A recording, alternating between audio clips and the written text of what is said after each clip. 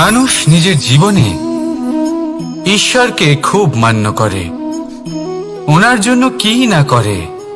ভিন্ন ভিন্ন নামে তাকে স্মরণ করে, তাকে পুজো করে, তার আরাধনা করে। সে জানে যে ঈশ্বর তাকে শক্তি অবশ্যই দেবেন, তাকে সাহায্য অবশ্যই করবেন।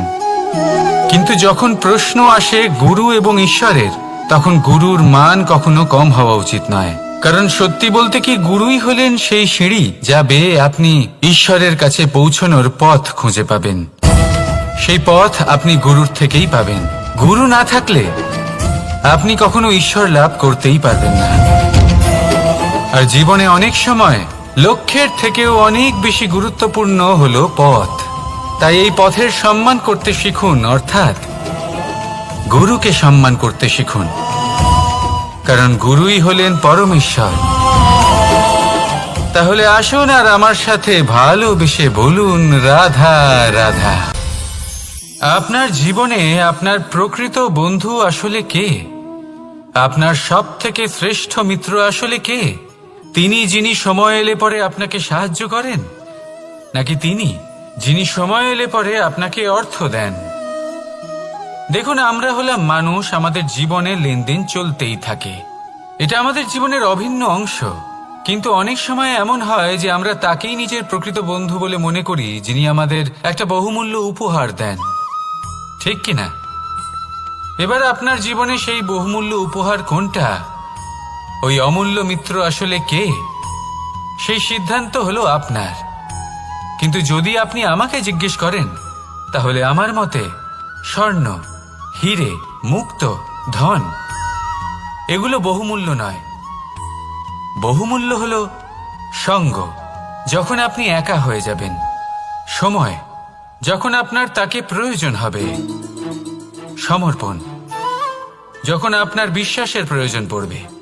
যে মানুষ আপনার প্রতি এই 3 গুণ প্রদর্শন করেন, যিনি আপনার কঠিন সময়ে আপনাকে অবশ্যই সঙ্গ দেবেন, যখন আপনার প্রয়োজন পড়বে আপনাকে অবশ্যই সময় দেবেন, আপনার প্রতি সম্পূর্ণ সমর্পিত থাকবেন, সেই হলো আপনার আসল মিত্র, সেই হলো আপনার প্রকৃত বন্ধু। কারণ সত্যি বললে, বন্ধুত্বের অর্থই হলো নিজেকে সম্পূর্ণরূপে কারোর কাছে সমর্পণ করে দেওয়া। তাই আপনার সেই বন্ধুর জন্য নিজের প্রাণ উজাড় করে দিন, আর ভালোবেসে বলুন, রাধা রাধা। মানুষ জীবনে 3টে কাজ অবশ্যই করে থাকে। কিছু দান করে, কিছু গ্রহণ করে, আর কিছু ত্যাগ করে দেয়। এটাও ভাবতে থাকে যে এটা করলে কিভাবে করবে। দেবার জন্য পর্যাপ্ত ধন নেই, নেবার জন্য সংসারে অত স্নেহ নেই, আর ত্যাগ করার জন্য জীবনে এত সুখই নেই, তাহলে কিভাবে করবে? আসলে আমরা বস্তুগত চাহিদা অর্জনে এত ব্যস্ত হয়ে পড়ি যে আমরা বুঝতেই পারি না যে কি নেবার আছে, কি দেবার আছে, আর কি ত্যাগ করার আছে। তাহলে আজ আমি আপনাকে বলেই দিই, মনে রাখবেন এই 3টে গুরুত্বপূর্ণ গুণ, 3টে গুরুত্বপূর্ণ কথা। দেবার জন্য আছে দান, নেবার মতো আছে জ্ঞান, আর ত্যাগ করার মতো আছে অহংকার। যখন আপনি দান করতে শিখে যাবেন, জ্ঞান অর্জন করার শক্তি আপনা থেকেই আপনার মধ্যে চলে আসবে। আর যখন এই জ্ঞান আপনার মধ্যে প্রবেশ করবে, অহংকার আপনা থেকেই আপনার থেকে দূরে চলে যাবে। যে ব্যক্তি এই 3-এর মধ্যে ভারসাম্য বজায় রাখতে পারে, তার বর্তমান, ভূত, ভবিষ্যৎ, লোক, পরলোক সবকিছু শুধরে যায়। যেই দিন আপনি দান করতে শিখে যাবেন, জ্ঞান আহরণ করতে শিখে যাবেন, অভিমান ত্যাগ করতে শিখে যাবেন, আপনার সর্বশক্তিশালী, সর্বশক্তিমান পরমেশ্বরেরও প্রয়োজন পড়বে না। কারণ তখন ঈশ্বর আপনার মধ্যেই বাস করবেন। তাহলে আসুন আর আমার সাথে ভালোবেসে বলুন, রাধা রাধা। জীবনে অনেক সময় সমস্যা আমাদের চারদিক থেকে ঘিরে ফেলে। এই সমস্যা নানান ধরনের হতে পারে। আর্থিক সমস্যা হতে পারে, পারিবারিক সমস্যা হতে পারে, কোনো সম্পর্ক নিয়ে সমস্যা হতে পারে, কখনো কোনো দৈনিক সমস্যা হতে পারে, কখনো কোনো দ্বন্দ্ব হতে পারে, অনেক সমস্যা হতে পারে, কিন্তু যখনই কোনো সমস্যা আসে আমাদের মনে তার জন্য একটা উত্তর অবশ্যই থেকে থাকে, যা আমাদের অন্তরে রয়েছে। একে আমরা বলি আত্মা। আত্মা হলো পরমাত্মারই রূপ, আর পরমাত্মা তা কখনোই কিছু অনুচিত চাইবে না, তাই তো? এই আত্মা খুব ভালো করে জানে যে কোনটা উচিত আর কোনটা অনুচিত। যদি আসল বিষয়ের কথা বলি, তাহলে আপনাকে নিজের মনকে বুঝতে হবে, কারণ আত্মা তো পরমাত্মা থেকেই আসে। কিন্তু এই মন মানুষ জন্ম থেকেই প্রাপ্ত করে, যার বিকাশ হয় এই সংসারকে দেখে। যেদিন আপনার এই মন আর আপনার এই আত্মা এই দুই এক হয়ে যাবে, আত্মসাৎ হয়ে যাবে, সেদিন আপনার জীবনে না কোনো সমস্যা থাকবে, না কোনো ঝঞ্ঝাট থাকবে, না কোনো সংকট থাকবে, কারণ আপনার কাছে সেই সমস্ত সমস্যার সমস্ত বিপদের সমাধান থাকবে, আর তাও আপনারই অন্তরে। তাহলে আসুন আর আমার সাথে ভালোবেসে বলুন, রাধা রাধা। ভক্তি আর শক্তি, এই দুইয়ের মধ্যে সম্পর্ক অত্যন্ত সরল। মানুষ ভক্তি করেন যাতে তিনি শক্তি লাভ করতে পারেন, আর শক্তি লাভ করার পরে ভক্তিভাব ভুলে যান, আর শক্তির প্রতি আসক্তিতে মত্ত হয়ে যান, আর সেখান থেকেই তার বিনাশ শুরু হয়। কেন? কারণ ভক্তির দ্বারা প্রাপ্ত শক্তি অন্য কারোর হিতের জন্য ব্যবহার করতে হয়, অন্য কারোর মঙ্গল করার জন্য ব্যবহার করতে হয়, কারোর বিনাশের জন্য নয়। এবার যদি আমি আপনাদের একটা উদাহরণ দিয়ে বোঝাই, তাহলে কোদাল দিয়ে আমরা মাটি কোপাতে পারি, একটা গর্ত খুঁড়তে পারি, যাতে একটা নতুন বৃক্ষ জন্ম নিতে পারে, একটা বৃক্ষ যা অন্য জীবকে ফল প্রদান করবে, যাত্রীদের ছায়া প্রদান করবে। কিন্তু এই কোদালের ব্যবহার যদি আমরা অন্য কারোর ক্ষতি করার জন্য করি, তাহলে ক্ষতি শুধুমাত্র আমাদেরই হবে। তাই জীবনে যদি আপনি কোনো শক্তি লাভ করেন, হয়তো ভক্তির দ্বারা বা অন্য যেখান থেকেই হোক, তার সদ্ব্যবহার করতে শিখুন, নয়তো এই প্রাপ্ত শক্তি আপনার পতনের কারণ হয়ে দাঁড়াবে। তাহলে আসুন আমার সাথে ভালোবেসে বলুন, রাধা রাধা। বরদান অত্যন্ত বিচিত্র এক বিষয়, কিন্তু দেখতে গেলে এই বরদান কি না করতে পারে। এক দরিদ্রকে রাজা বানিয়ে দিতে পারে, একজন দুর্বলকে এই সংসারের সব থেকে শক্তিশালী ব্যক্তি বানিয়ে দিতে পারে। কিন্তু আমরা ভুলে যাই এক অত্যন্ত গুরুত্বপূর্ণ কথা, বরদান এই শব্দের শেষে দান লুকিয়ে রয়েছে। এই দান কথাটা অত্যন্ত গুরুত্বপূর্ণ। আমাদের মনে রাখা উচিত এই বরদান আমরা দানে পেয়েছি, আর তাই তার সম্মান করা উচিত, কখনোই অহংকার করা নয়। আর যে ব্যক্তি বরদান পেয়ে অহংকার করেন, তার যা ক্ষতি হয় তা হলো এই বরদান তার থেকে কেড়ে নেওয়া হয়। বর অর্থাৎ শ্রেষ্ঠ, অর্থাৎ বরদানের অর্থ হলো একটা শ্রেষ্ঠ দান, এবং তার ব্যবহার যদি আপনি কারোর ক্ষতি করার জন্য করেন, তাহলে ক্ষতি শুধুই আপনার হবে। তাহলে এই বরদানের সম্মান করুন, উচিত পথে চলুন, আর উচিত উদ্দেশ্য নিয়ে এর ব্যবহার করুন, সব কিছু ভালোই হবে। তাহলে আসুন আর আমার সাথে ভালোবেসে বলুন, রাধা রাধা। পিতা আর পুত্রের সম্পর্ক অত্যন্ত মধুর হয়ে থাকে। পিতা স্বপ্ন দেখেন, তাকে পূর্ণ করার সকল সম্ভাব্য চেষ্টা করেন, কিন্তু তাও অনেক সময় ওনার স্বপ্ন অপূর্ণ থেকে যায়। তখন পিতা ভাবেন যে স্বপ্ন উনি পূর্ণ করতে পারেননি, ওনার সন্তান তা অবশ্যই পূরণ করবে। যে স্থানে উনি কখনো পৌঁছতে পারেননি, সেই স্থানে ওনার পুত্র অবশ্যই পৌঁছবে। পিতা নিজের সন্তানের ভবিষ্যৎ নিয়ে সেই স্বপ্ন দেখেন, আর যখন সেই সন্তান সামনে এগোতে থাকে, তখন তার দুঃখ হয় না, বরং গর্ব হয়। ওনার ভালো লাগে এটা দেখে যে ওনার সন্তান অনেক উন্নতি করছে। কিন্তু যখন সন্তান নিজের অভিভাবকের শক্তি দেখে, তার যশ দেখে হিংসা করতে থাকে, সমস্যা সেইখানেই শুরু হয়। সেই জন্য সকল সন্তানকে এটা মনে রাখতে হবে। দেখুন, পুত্র হবার সুবাদে, এক সন্তান হবার সুবাদে এটা হলো আপনার অধিকার যে আপনি আপনার পিতার থেকে বেশি উন্নতি করবেন। আপনার পিতাও এটাই চান, কিন্তু সুস্থভাবে এটা করুন। একটা রেখা টেনে নিন যাতে আপনি তাতে এগোতে পারেন আর আপনার পিতার তাতে গর্ববোধ হয়, আর সেই বিষয়ে দুঃখ না হয় যে আমার সন্তান আমাকেই ছোট করার চেষ্টা করছে। ইতিহাস সাক্ষী রয়েছে, যে মানুষ অন্য কাউকে ছোট করার চেষ্টা করেছেন সেই মানুষই ছোট হয়ে গেছেন। আর আমার মনে হয় না আপনি এটা চান, কারণ কোনো একদিন আপনিও কারোর পিতা হবেন। আসুন আমার সাথে ভালোবেসে বলুন, রাধা রাধা। সাথী। সাথী এই শব্দটির ব্যাখ্যা কে কিভাবে করে? মিত্র, সখা, বন্ধু। কিন্তু অর্থ একটাই, তিনি যিনি আপনার সঙ্গী হন আর তিনি যার সাথী আপনি হন। এবার সব থেকে বড় প্রশ্ন হলো এটাই যে তিনি কে হতে পারেন যাকে আপনি আপনার সাথী বলে মেনে নিতে পারেন, নিজের সখা, নিজের মিত্র, নিজের বন্ধু মেনে নিতে পারেন। আপনার সাথী হলেন তিনি যিনি দুঃখের সময় আপনার পাশে থাকবেন, আপনার হাত ধরে থাকবেন। আপনার সাথী হলেন তিনি যার হাত আপনি নিজের সুখের দিনে ধরে থাকবেন। সেই সাথীরই হাত ধরুন যিনি দুঃখে সবসময় আপনাকে সাহায্য করার জন্য তৎপর হয়ে থাকেন, আপনার পাশে থাকেন, আর যাকে সুখের দিনে আপনি আপনার সাথে রাখতে পারেন। আর যখন আপনার সাথে আপনার এই সাথী থাকবে তখন আপনি এটা বুঝবেন যে যখন জীবনে দুঃখ আসে তখন এই দুঃখ কমে যায়, সবার মধ্যে ভাগ হয়ে যায়। আর যদি তখন সুখ আসে তাহলে সেটা সবার উপস্থিতিতে আরো বেড়ে যায়।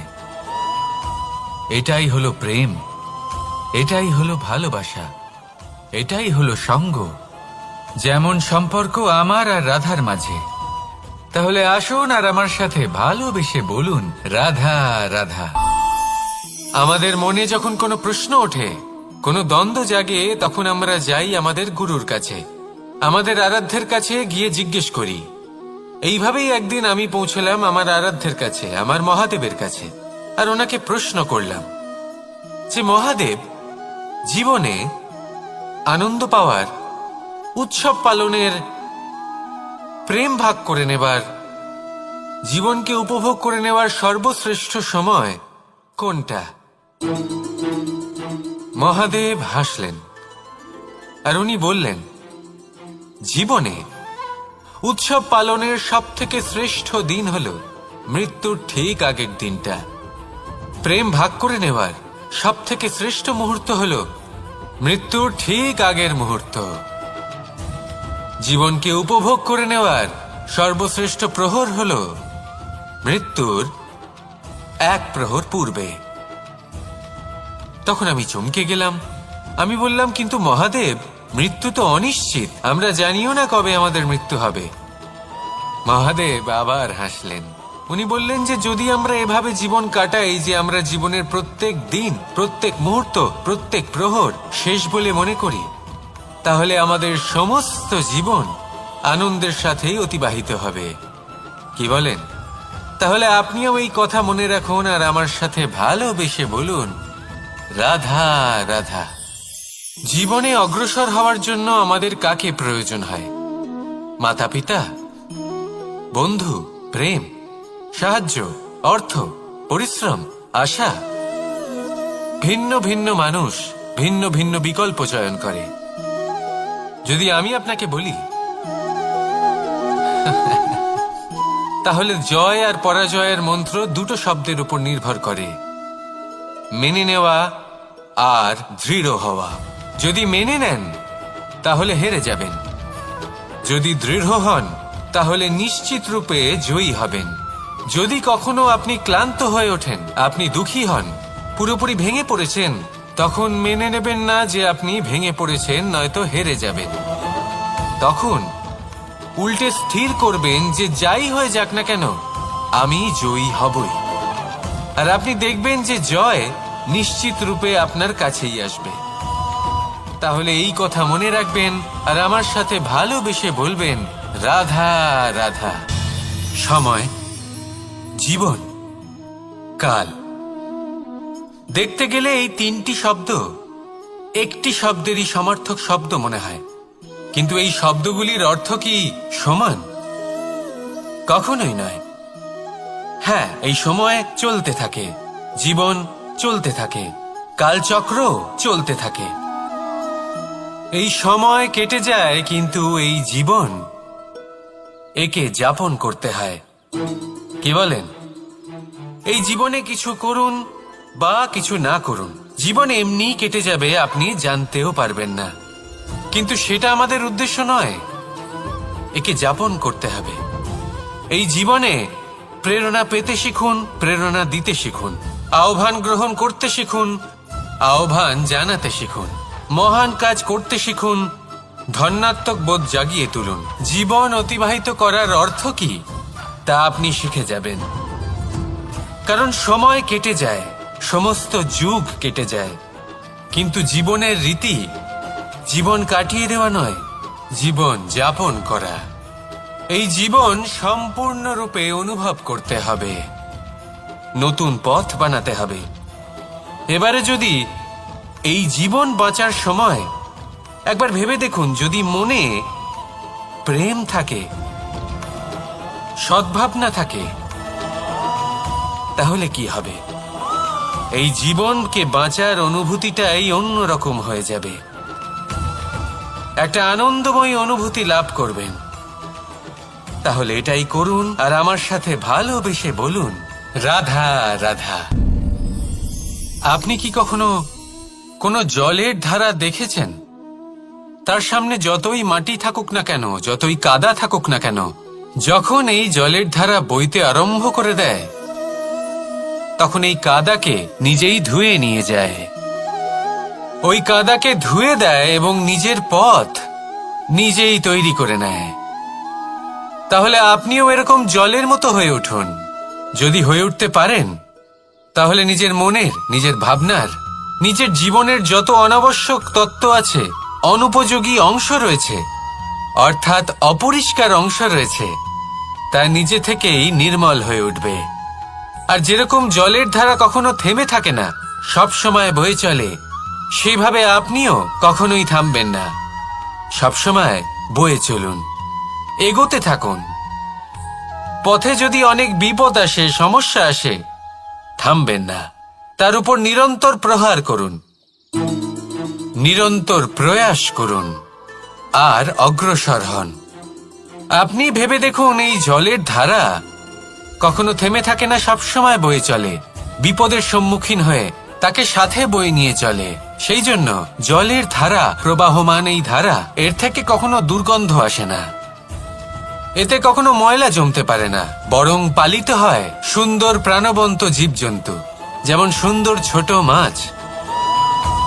তাই আপনিও এটাই করুন, কখনো থামবেন না, শুধু চলতে থাকুন, জলের ধারার মতো বইতে থাকুন। আপনি আপনার লক্ষ্য অবশ্যই খুঁজে পাবেন, আর তার সাথে নিজের অন্তরের যে মালিন্য রয়েছে, তা আপনি নিজেই নিজের থেকে দূরে করে দেবেন। তাহলে আসুন আর আমার সাথে ভালোবেসে বলুন, রাধা রাধা। এবার অনেক সময় মানুষের মনে এরকম প্রশ্ন আসে যে এই সংসারে সবথেকে বড় বিপদ কি? কেউ বলে ধর্ম সংকট, আবার কেউ বলে প্রাণের ওপর আসা সংকট। প্রত্যেক মানুষের জীবনে বিভিন্ন সংকট আসে, আর এই সমস্ত সংকট অত্যন্ত বিচিত্র হতে পারে। এই সমস্ত সংসার হলো সংকট দ্বারা পরিপূর্ণ। ঠিক আছে, আপনাকে একটা উদাহরণ দিই। একজন ধনী ব্যক্তি, এবার ওনার জীবনে সংকট কি হতে পারে? সংকট এটাই যে কেউ তার সম্পত্তি চুরি না করে নেয়, আমরা বুঝতে পারছি। এবার একজন চোর, তার জীবনে সংকট কি হতে পারে? যে চুরি করার সময় সে যদি তার একটা কাশি চাপতে না পারে, তাহলে সে ধরা পড়ে যেতে পারে, ঠিক কিনা? আবার অনেক সময় এমনও হয় যে যার জন্য আমি সংকট, সেও আমার কাছে সংকট। যেমন এই পরিস্থিতিতে দেখুন, সংকট হলো সংকট, এ তো জীবনে থাকবে, কিন্তু এর সম্মুখীন কিভাবে হওয়া যায়? খুব সরল। সব এটার ওপর নির্ভর করে, মনের ওপর। এই মনকে নিয়ন্ত্রণ করলে সব ঠিক থাকবে। এবার যদি ধনী ব্যক্তি মনকে নিয়ন্ত্রণ করে ফেলেন, নিজের অর্থের ব্যবহার শুভ কাজের জন্য, সমাজের সেবার জন্য বিকাশ করতে করেন, ওই অর্থকে একত্রিত করে না রাখেন, তাহলে চুরির সমস্যা, এই সংকট সেখানেই কেটে যাবে। এবার যদি কথা বলি সেই চোরের, তাহলে চোর যদি নিজের মনকে সংযত করে নেয়, যদি নিজের কর্মকে নিয়ন্ত্রণ করতে পারে, তাহলে এমন কোনো স্বর নেই, এমন কোনো স্বর নেই যা ওকে ধরা পড়তে বাধ্য করবে। সেই জন্য জীবনে সংকট যতই আসুক, যত বড়ই সংকট আসুক না কেন, কবচ হলো একটাই, আর এই কবচের নাম হলো আত্মনিয়ন্ত্রণ। নিজের মনকে নিয়ন্ত্রণে রাখতে শিখুন। এটা নিজের জীবনে প্রয়োগ করে তো দেখুন। যদি আপনি করতে পারেন, তবে আপনি দেখবেন যে সংকট তো জীবনে আসা যাওয়া করে, কিন্তু সেই সংকটগুলির সম্মুখীন আপনি এইভাবে করতে পারবেন। তাহলে সেটাই করুন, আর আমার সাথে ভালোবেসে বলুন, রাধা রাধা। এই দড়িটা দেখুন, ছোট ছোট রেশম দ্বারা তৈরি, এটা সরু সুতো দ্বারা তৈরি হয়েছে এটা, আর এ অত্যন্ত কোমলও বটে। আর আপনি চাইলে এটা সোজাও করে দিতে পারেন, আর চাইলে এটা বেঁকিয়েও দিতে পারেন, আর যদি চান তাহলে এটা গোল গোল করে বেঁধে কোথাও রেখেও দিতে পারেন। এবার এই কোমল দড়ি যদি কোনো নিষ্ঠুর কঠিন পাথরে বারংবার জড়িয়ে দেওয়া হয়, তাহলেও তাকেও কাটতে পারে, নিজের ছাপ ছেড়ে যেতে পারে, সেটার আকারও বদলে ফেলতে পারে। এবার এর কারণ কি? এর কারণ হলো অভ্যাস আর নিরন্তর প্রচেষ্টা। যদি আপনিও চেষ্টা করেন আর নিরন্তর কর্ম করে যান, তাহলে আপনার প্রারব্ধ পাথরের মতো কঠিনই হোক না কেন, তাতে ভাঙন ধরিয়েও আপনি নিজের লক্ষ্যে অবশ্যই পৌঁছতে পারবেন। একটা গুরুত্বপূর্ণ কথা মনে রাখবেন, সুকর্মের অভ্যাস আর নিরন্তর প্রয়াস, এই হলো সাফল্যের মন্ত্র। তাহলে জীবনে এই মন্ত্র আনুন, আর আমার সাথে ভালোবেসে বলুন, রাধা রাধা।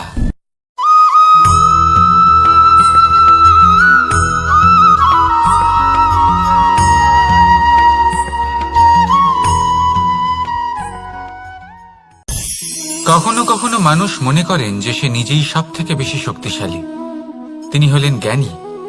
দেখুন, এটা ভালো ব্যাপার যে আপনার মধ্যে শক্তি আছে, জ্ঞান আছে, আর এটা শুধু আপনার জন্য নয়, এই সমস্ত সমাজের জন্য, দেশের জন্য, সমগ্র পৃথিবীর জন্য অত্যন্ত আবশ্যক। কিন্তু এই কথাটাও বোঝা অত্যন্ত আবশ্যক যে এই জ্ঞান যেন কখনো অহংকার না হয়ে ওঠে। যখন মানুষের মধ্যে জ্ঞান থাকে তখন সে রাম হয়ে ওঠে। রাম, যিনি সমুদ্রের বুকে সেতু বানিয়েছিলেন, বানর সেনার দ্বারা রাক্ষস রাজকে পরাজিত করেছিলেন, আর চিরকালের জন্য সবার কাছে আদর্শ হয়ে উঠেছিলেন। আর যদি মানুষের মনে অহংকার জন্মায়, তাহলে সে রাবণ হয়ে ওঠে। দেশে বিদেশে যতই খ্যাতি থাকুক না কেন, সে রাক্ষস হয়ে ওঠে, নিজের সাথে সাথে সমস্ত কুলের বিনাশ করে বসে। এবার জ্ঞান নাকি অহংকার, আপনার কি চাই সেই সিদ্ধান্ত আপনার, আর আপনার এই সিদ্ধান্তই নিশ্চিত করবে যে আপনার কর্ম কি হবে, আর আপনার এই কর্মই নিশ্চিত করে দেবে আপনার প্রারব্ধ কি হবে। তাহলে শুভ কর্ম করুন, আর আমার সাথে ভালোবেসে বলুন, রাধা রাধা। কোনো বাগানের কোনো বৃক্ষকে দেখেছেন যেখানে সুগন্ধি ফুল থাকে, রসালো ফল থাকে, তখন মন প্রফুল্ল হয়ে ওঠে, মন থেকে সেই বৃক্ষের প্রতি ভালোবাসা জন্মায়। কিন্তু যিনি বাগানের মালিক, শুধুমাত্র তিনিই জানেন যে কিভাবে এই বৃক্ষকে আগলে রাখতে হয়, কিভাবে তার পরিচর্যা করলে এতে সুন্দর সুগন্ধি ফুল হবে, রসালো ফল হবে। কখনো কখনো প্রয়োজনের থেকে বেশি রোদ পেলে এই বৃক্ষগুলি শুকিয়ে যায়, প্রয়োজনের থেকে কম রোদ পেলেও এই বৃক্ষ কিন্তু শুকিয়ে যায়। প্রয়োজনের থেকে কম জল যদি পায়, এই বৃক্ষ শুকিয়ে যেতে পারে। প্রয়োজনের থেকে অতিরিক্ত জল যদি পায়, তখনও এই বৃক্ষের শিকড়গুলি নষ্ট হয়ে যেতে পারে। এবার এটাই কিন্তু আমাদের সংসারের সাথেও হয়। আমাদের সংসারের সকল প্রতিভাশালী ব্যক্তি, যেমন লেখক, বিচারক, প্রবক্তা, যোদ্ধা, এদের সবার ক্ষেত্রে এই কথাটাই প্রযোজ্য। যদি বেশি প্রশংসা করা হয় তাহলেও এরা হারিয়ে যাবেন। প্রয়োজনের থেকে বেশি যদি নিন্দা করা হয় তখনও তারা নত হয়ে পড়বেন।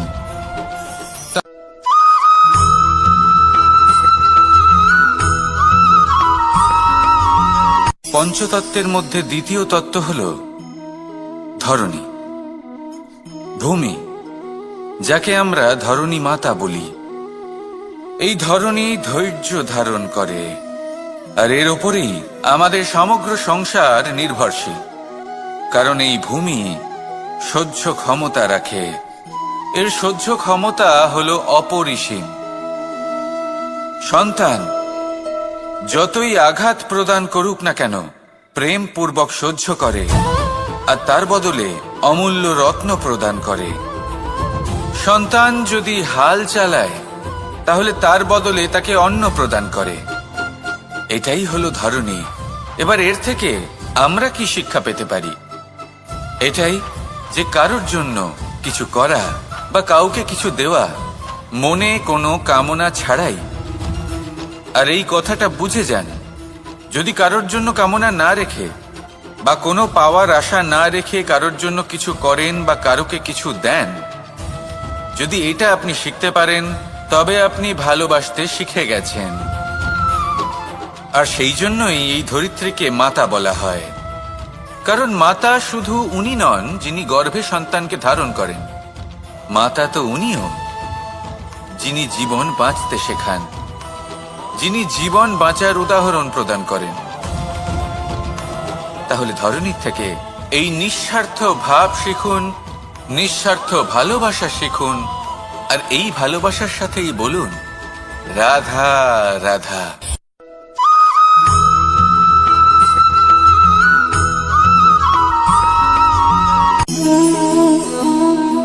নিয়তি।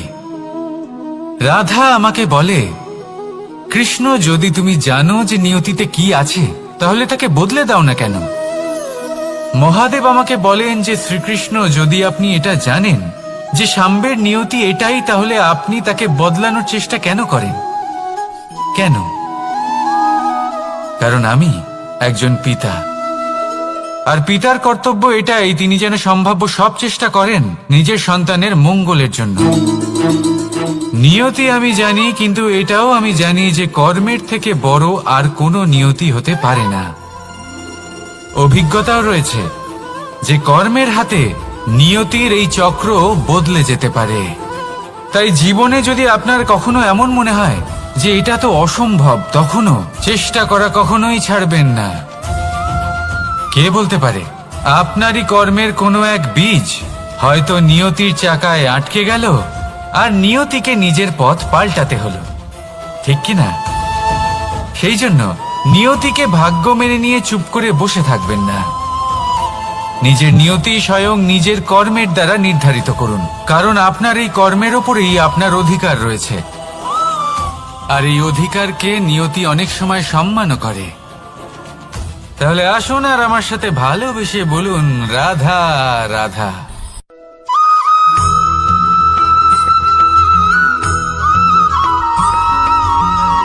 মানুষ ভাবেন যে ধন অর্জন করা হলো অত্যন্ত গুরুত্বপূর্ণ।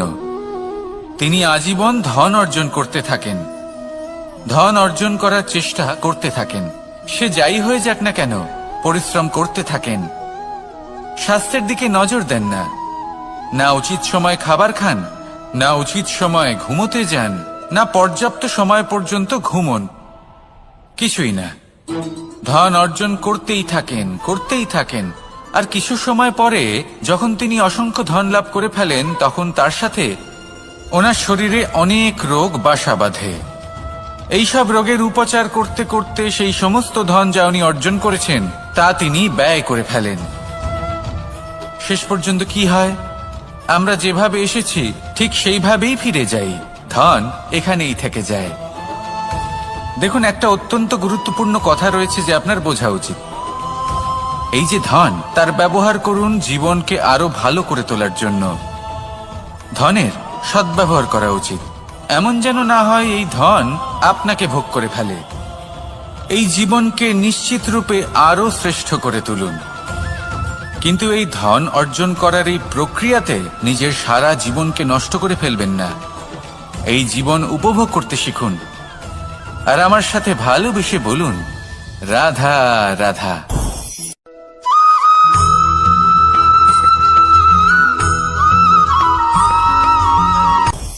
আপনি কখনো পর্বতের শিখরে উঠেছেন?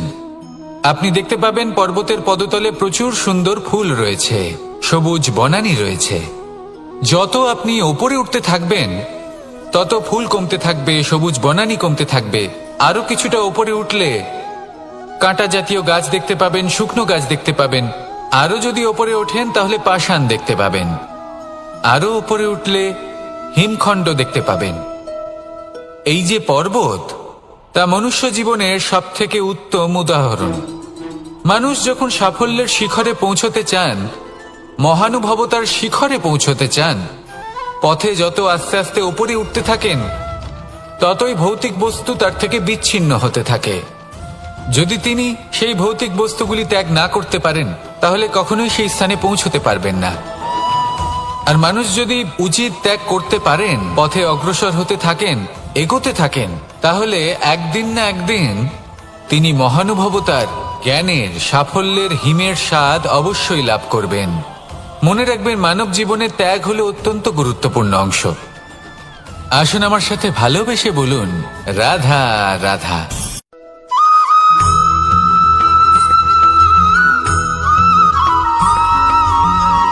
কেউ বলে জীবন খুব ক্ষণস্থায়ী, কেউ বলে জীবন হলো একটা সুন্দর স্বপ্নের মতো, আবার কেউ বলবে জীবন হলো এক কঠোর সত্য। কিন্তু জীবন আসলে কি? জীবন হলো আপনারই প্রতিবিম্ব, একটা দর্পণ।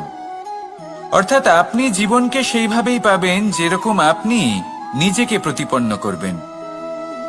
যদি আপনি দর্পণের দিকে তাকিয়ে হাসেন, তাহলে আপনি সামনে হাসি মুখী দেখতে পাবেন। এবার যদি আপনি গম্ভীর হয়ে থাকেন, তাহলে আপনি একজন রুষ্ট ব্যক্তি দেখতে পাবেন। শেষে সবথেকে বেশি গুরুত্বপূর্ণ হলো আপনার চেষ্টা। আপনাকে সবসময় চেষ্টা করতে হবে যাতে আপনি নিজেকে প্রসন্ন এবং ইতিবাচক মনোভাবে রাখেন। এটা হলো আপনারই উত্তরদায়িত্ব, তাকে পালন করুন। এই মনকে প্রসন্ন রাখুন, এই সংসারকে সুন্দর বলে মনে হবে। আর এই মন প্রসন্ন হয়ে বলবে, রাধা রাধা।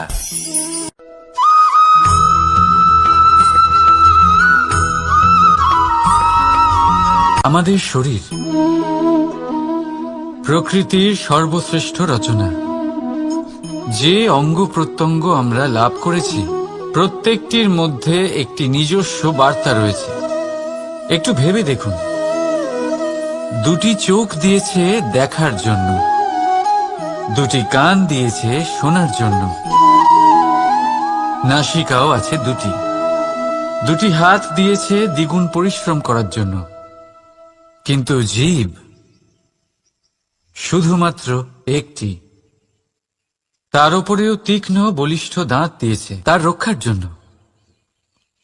কখনো ভেবে দেখেছেন কেন?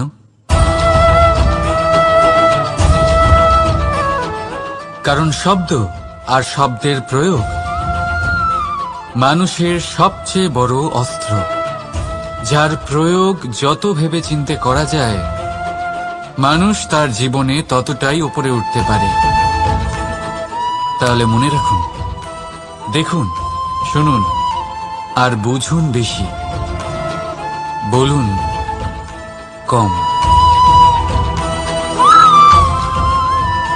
রাধা রাধা।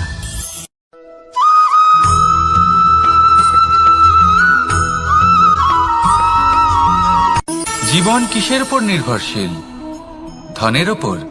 বৈভবের অনুভব যদি আপনি করতে চান, তাহলে তা পাবেন শুধু একতার দ্বারা, সংগঠনের দ্বারা। যদি আপনাকে উদাহরণ দিই, নিজের এই হাতটাকে দেখুন, 5টা আঙুল রয়েছে। কোনো একটা বস্তুকে নিজের একটা আঙুল দ্বারা তুলে ধরার চেষ্টা করে দেখুন, বড়ই কষ্ট হবে। তখন আপনি বুঝতে পারবেন যখন এই 5টি আঙুল একত্রিত হয় তখন কোনো কাজ কতটা সহজ হতে পারে। এটাই হলো শক্তি একতার। সব থেকে ভালো উদাহরণ যদি আপনাকে দিই তাহলে বাঁশি। এই বাঁশি থেকে অত্যন্ত মধুর সুর নির্গত হয় যা সবার মন প্রসন্ন করে দেয়। এই কথা সত্যি, কিন্তু এই বাঁশি আমি একটা বা দুটো আঙুল দিয়ে বাজাতে পারবো না। আমাকে প্রত্যেকটা আঙুল ব্যবহার করতেই হবে, তবেই এর থেকে মধুর সুর নির্গত হবে যা সকলকে প্রসন্ন করবে, ঠিক কিনা? ঠিক এইভাবেই যদি আপনি চান যে আপনার জীবনরূপী বাঁশি থেকেও মধুর সুর নির্গত হোক বা সবার মনকে প্রসন্ন করে তুলুক, তাহলে আপনাকেও জীবনে একতা নিয়ে আসতেই হবে। আপনি একাও কর্ম করতে পারেন, পথ চলতেও পারেন, সামনেও এগোতে পারেন, সাফল্যও লাভ করতে পারেন। কিন্তু যখন সকলে একসাথে এগোবেন, সেই পথে চলবেন, সেই কর্মই করবেন, তখন লক্ষ্যে অবশ্যই পৌঁছবেন, সাফল্য অবশ্যই লাভ করবেন। কিন্তু সেই সাফল্য এবং তার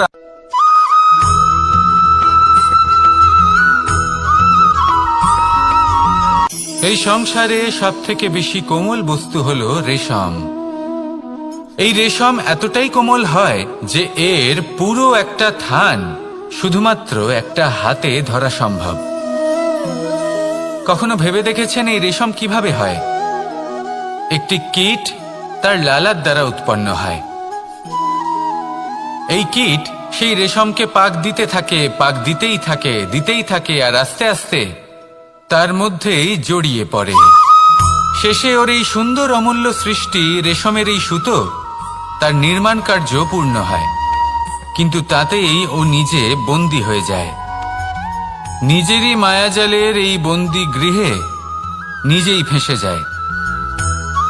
এবার এই সুতোকে ব্যবহারযোগ্য করে তোলার জন্য এই কীটগুলিকে এই কবচের সাথেই ফুটন্ত জলে ফেলে দেওয়া হয়। এই সংসারে যদি আমাদের স্বপ্ন এই সংসারের দুঃখ হরণ করার জন্য, এই সংসারে সুখ বিতরণ করার জন্য হয়, তবেই আমাদের প্রগতি সম্ভব। যদি আমাদের এই স্বপ্ন শুধুই আমাদের এবং আমাদের স্বার্থ সিদ্ধির জন্য হয়, তাহলে এই স্বপ্ন আমাদের অন্ধ করে দেবে, আমাদের অন্ধকারের পথে নিয়ে যাবে, আর আমরাও সেই কীটের মতো হয়ে যাব। নিজেদেরই মায়াজালে আমরা নিজেই ফেঁসে যাব, আর শেষে আমরা যদি কিছু লাভ করি তা হবে একাকিত্ব, অন্ধকারময় মৃত্যু। তাই স্বপ্ন অবশ্যই দেখুন, কিন্তু এমন ভাবে স্বপ্ন দেখবেন না যে তার এই বন্দিগৃহে আপনি নিজেই ফেঁসে গেলেন। স্বপ্ন দেখুন পরোপকারে।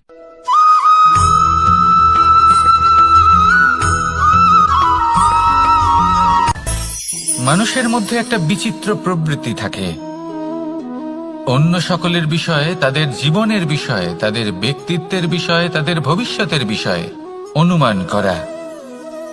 এটা হলো অনুচিত। কারোর অতীতকালকে দেখে লোকে ভবিষ্যৎ বলে দিতে পারেন, বর্তমানকে দেখে ভবিষ্যতের বিষয়ে অনুমান করে ফেলেন। উদাহরণ দিতে হলে বলবো, কোনো দাসকে দেখুন, ওকে দেখে লোকে বলে যে ওর ভবিষ্যৎ সেটাই হতে পারে, অনুমান করে ফেলেন। আর এই রাজাকে দেখুন, উনি তো কত সুখী হবেন, উনি তো জগতের সব থেকে অধিক সুখী মানুষ, কত সুখ সুবিধা আছে ওনার কাছে, ধারণা করে ফেলেন। তবে সত্য তো এটাই যে কারোর ব্যক্তিত্বের বিষয়ে, তাদের ভবিষ্যতের বিষয়ে আপনি পূর্ণ সত্য কখনোই বলতে পারবেন না, শুধু অনুমান করতে পারবেন। আর এই অনুমান করে সত্যি কোনো লাভ হয় না, কারণ এই কাল সেটা হলো অত্যন্ত শক্তিশালী। কালো থেকে কালোতর কয়লাকেও হিরেতে পরিণত করতে পারে, অনেক বড় বড় রাজাকেও বিদূষক বানিয়ে ফেলতে পারে এক মুহূর্তেই। তাহলে আপনি অনুমান করে কি লাভ? কি পেলেন অনুমান করে? সেই জন্য কারোর বিষয়ে কোনো অনুমান করবেন না, তার ভবিষ্যতের বিষয়ে অনুমান করতে যাবেন না, কারোর বিষয়ে কোনো ধারণা করে নেবেন না। কিছু করতে হলে ভালোবাসুন, সবার মধ্যে ভালোবাসা ছড়ান, সবার মধ্যে ধন্যাত্মক ভাব ছড়ান। এই মন প্রসন্ন হয়ে বলবে, রাধা রাধা।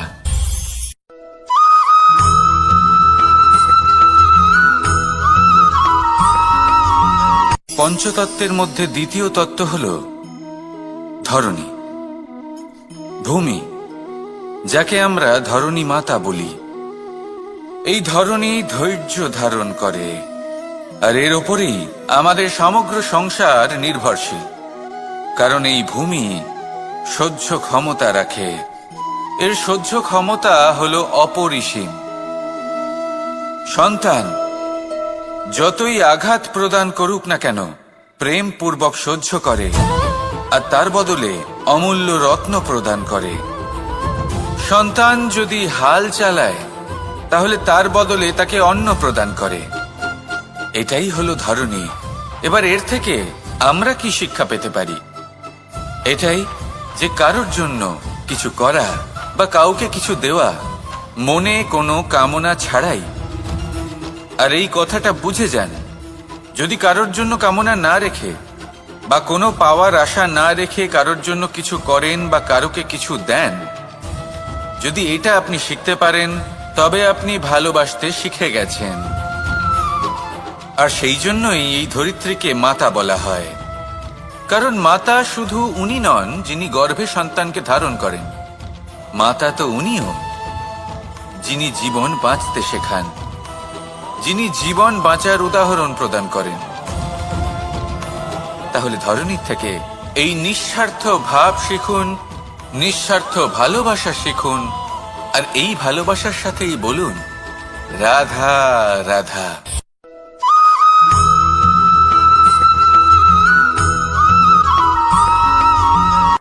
সংসারে আমাদের জীবনে যখন কোনো সুখ বা দুঃখ আসে, তার জন্য আমরা কাউকে না কাউকে অবশ্যই দায়ী করে থাকি, তাই না?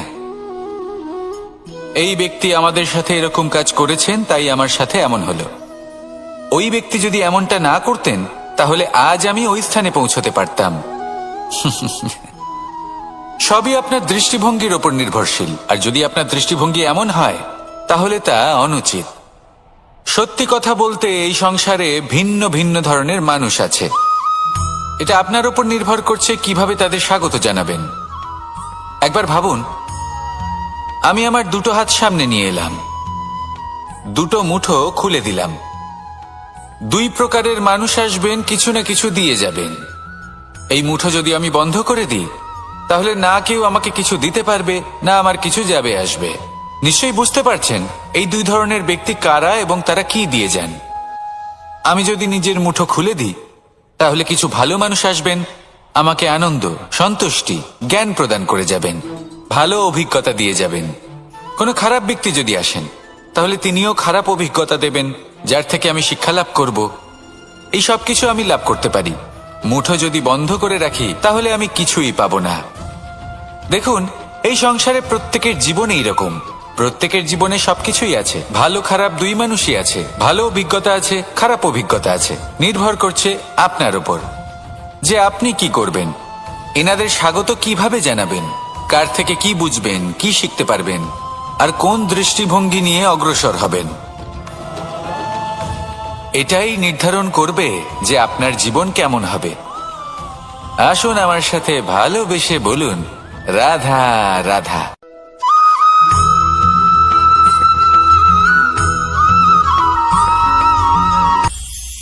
এটা হলো ধান গাছ। এর থেকে যে চাল উৎপন্ন হয় তা মানুষ গ্রহণ করেন। আর এটা কি? এ হলো জংলি ঘাস। একবার ভেবে দেখুন, যদি এই জংলি ঘাস ধান গাছের আশেপাশে থাকে, তাহলে কি হবে? ধান উৎপন্ন হতে পারবে?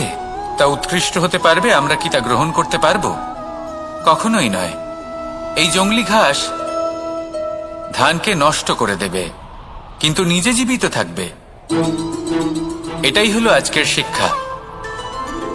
এই সংসারে যদি আপনি নীতির পথে চলতে চান, উচিত কর্ম করতে চান, সংসারকে সেবা করতে চান, তাহলে জংলি ঘাসের মতো ব্যক্তিদের থেকে সবসময় দূরে থাকতে হবে। সেই ব্যক্তি যারা দুর্নীতি এবং মিথ্যা দ্বারা পরিপূর্ণ, যাদের ব্যবহার অশুভ, যাদের অনেক অশুভ গুণ রয়েছে, তারা সঠিক নয়। সেই সকল ব্যক্তি যাদের চরিত্র অত্যন্ত দুষ্ট হয়, তারা হয় শুভ চরিত্রের ব্যক্তিকে একদম নষ্ট করে দেয়, নয় নিজের মতো বানিয়ে তোলে। তাই যদি আপনি নীতির পথে চলতে চান, এই সংসারের জন্য শুভ কর্ম করতে চান, তাহলে সেই সঙ্গ লাভ করুন যে সঙ্গ জ্ঞানে পরিপূর্ণ, যাদের মধ্যে অনেক গুণ আছে, যাদের থেকে প্রতিদিন কিছু শিখতে পারবেন। এমন ব্যক্তির সাথে জীবন অতিবাহিত করুন। দুরাচারীদের থেকে দূরে থাকুন। তবেই এই মন প্রসন্ন হয়ে বলবে, রাধা রাধা।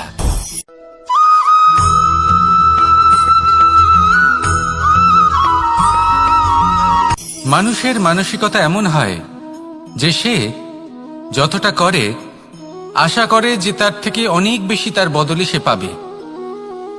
দেখুন, সবকিছুই আপনার ভাবনা চিন্তার উপর নির্ভর করছে। আপনি যদি ফলের বিষয়ে ভেবে কর্ম করতে থাকেন তাহলে সেটা অনুচিত।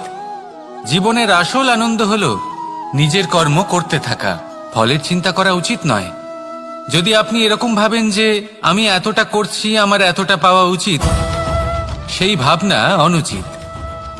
যদি আপনি সেবার মানসিকতা নিয়ে কর্ম করতে থাকেন, কর্মচক্রে প্রবাহিত হন, যদি আপনি এমন ভাবনা রাখেন যে আমি এতটা পাচ্ছি তাই এর থেকে অনেক বেশি আমি কর্ম করব, তাহলে নিশ্চিতরূপে আপনি যতটা করছেন তার থেকে অনেক বেশি আপনি পাবেন। আপনার আশার থেকে অনেক বেশি আপনি পাবেন। শুধু জীবনে অনেক বেশি কাজ করতে থাকুন, ফলের চিন্তা করবেন না। আর মনে রাখবেন, এই ভাবনাই সব থেকে বড় বীজ। কর্মের উপর বিশ্বাস রাখুন। জীবনে যা যা আপনি চান সবই সুখময় হবে। আসুন আর আমার সাথে ভালোবেসে বলুন, রাধা রাধা।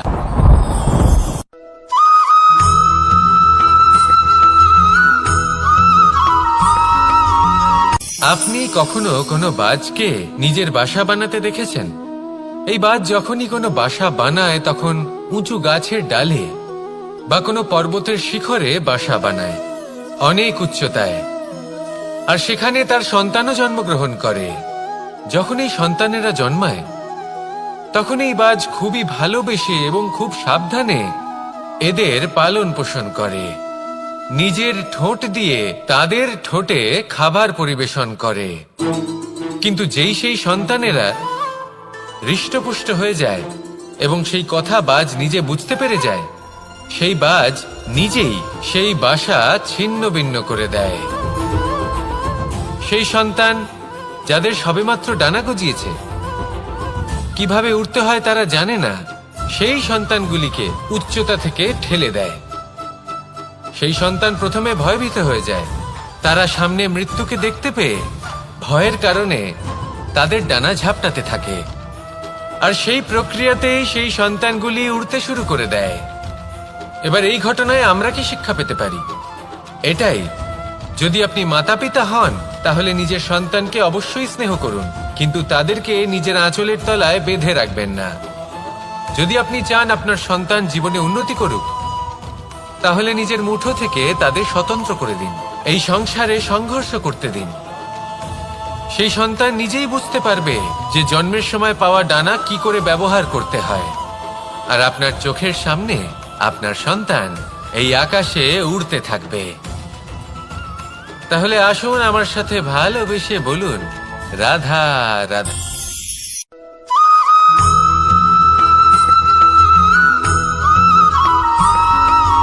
বসন্ত ঋতু, এই সময় মন আনন্দে ভরে থাকে। এমন মনে হয় যেন আমরা আকাশে বিচরণ করতে চলে যাই, কিন্তু সেটা তো সম্ভব নয়। সেই জন্য হয়তো আমরা ঘুড়ি ওড়াই, এই ঘুড়িকে নিজেদের প্রতিরূপ মনে করে। এবার অনেক মানুষ আছেন যারা ঘুড়ি ওড়ান, কিন্তু এই কর্মের সারমর্ম কি সেটা কজন বুঝতে পারেন? আপনি এটা মনে করুন যে আপনি হলেন সেই ঘুড়ি, আর এই সুতো যিনি ধরে রয়েছেন তিনি হলেন পরমাত্মা। আর এই সুতো যেখান থেকে শুরু হয় সেই লাটাই হলো আমাদের কর্মচক্র। এবার আপনি নিজেই অনুমান করুন যে এই উড়ান কার ওপর নির্ভরশীল? পরমাত্মার ওপর আর আপনার কর্মের ওপর। যদি পরমাত্মা আপনার হাত ধরে থাকেন, আপনার সাথে থাকেন, যদি আপনি শুভ কর্ম করতে থাকেন, আপনি এই আকাশে উড়তে থাকবেন। কিন্তু কোথাও যদি পরমাত্মার সাথে এই বন্ধন ছিন্ন হয়, আপনার কর্মচক্র খারাপ হয়ে যায় বা থেমে যায়, তাহলে আপনার এই ঘুড়ি কেটে যাবে আর দূরে কোনো গাছের ডালে গিয়ে আটকে যাবে। তাই শুধুমাত্র ঘুড়ি ওড়াবেন না, তার থেকে শিখুন। পরমাত্মার সাহচর্যে থাকুন, সবসময় শুভ কর্ম করতে থাকুন আর সবসময় এই আকাশে উড়তে থাকুন। আসুন আর আমার সাথে ভালোবেসে বলুন, রাধা।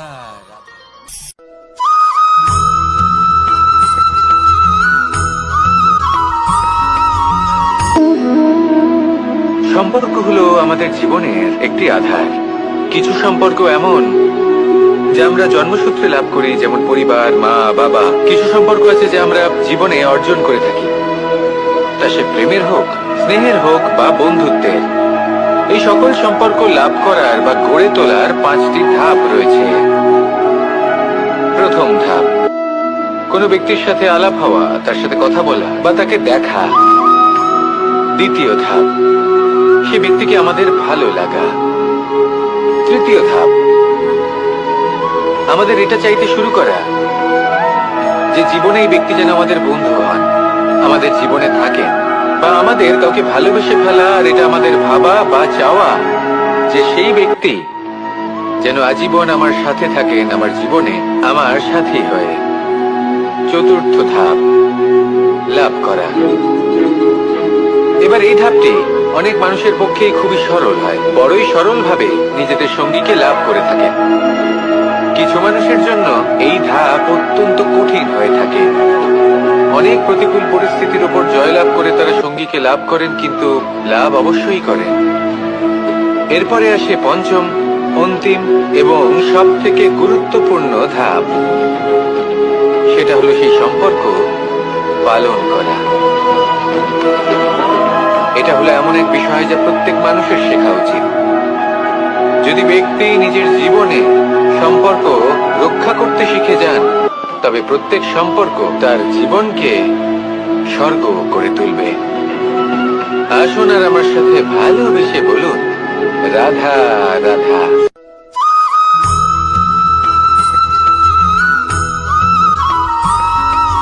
জীবনে যখন কোনো ব্যক্তি নিজের লক্ষ্য প্রাপ্তির জন্য নিরন্তর পরিশ্রম করতে থাকেন, চেষ্টা করতে থাকেন, তখন তিনি কষ্ট অনুভব করেন। কখনো শারীরিক কষ্ট, কখনো মানসিক কষ্ট।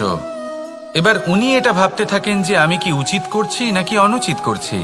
কারণ অন্যদিকে এমন একজন ব্যক্তিও আছেন যিনি একদমই পরিশ্রম চেষ্টা করছেন না।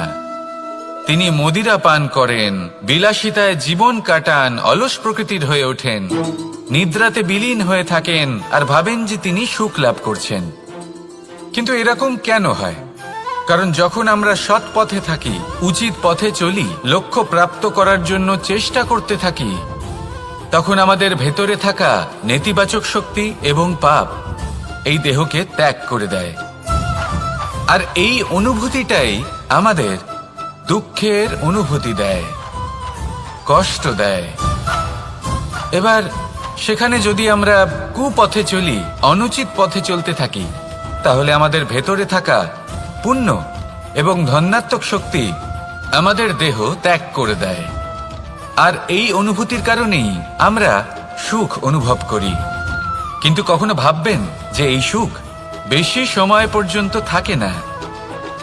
সেই জন্য সবসময় মনে রাখবেন, যদি আপনি জানেন যে এটাই আপনার লক্ষ্য, এটাই উচিত পথ, শুভ পথ, তাতে নিরন্তরভাবে এগিয়ে যেতে চেষ্টা করতে থাকুন। এই কষ্ট আপনাকে সুখের পরাকাষ্ঠায় কখন পৌঁছে দেবে তা আপনি জানতেই পারবেন না। আসুন আমার সাথে ভালোবেসে বলুন, রাধা রাধা।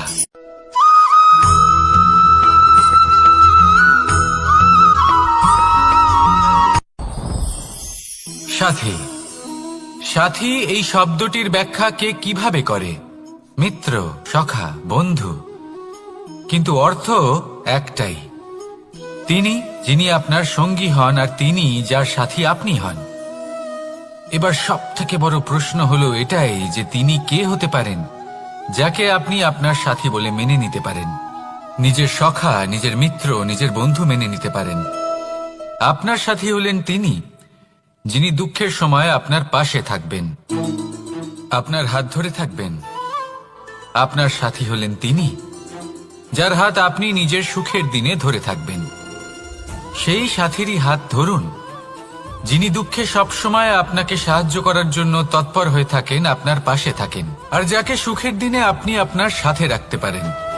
আর যখন আপনার সাথে আপনার এই সাথী থাকবে, তখন আপনি এটা বুঝবেন যে যখন জীবনে দুঃখ আসে, তখন এই দুঃখ কমে যায়, সবার মধ্যে ভাগ হয়ে যায়। আর যদি তখন সুখ আসে, তাহলে সেটা সবার উপস্থিতিতে আরো বেড়ে যায়। এটাই হলো প্রেম, এটাই হলো ভালোবাসা, এটাই হলো সঙ্গ। যেমন সম্পর্ক আমার আর রাধার মাঝে। তাহলে আসুন আর আমার সাথে ভালোবেসে বলুন, রাধা রাধা।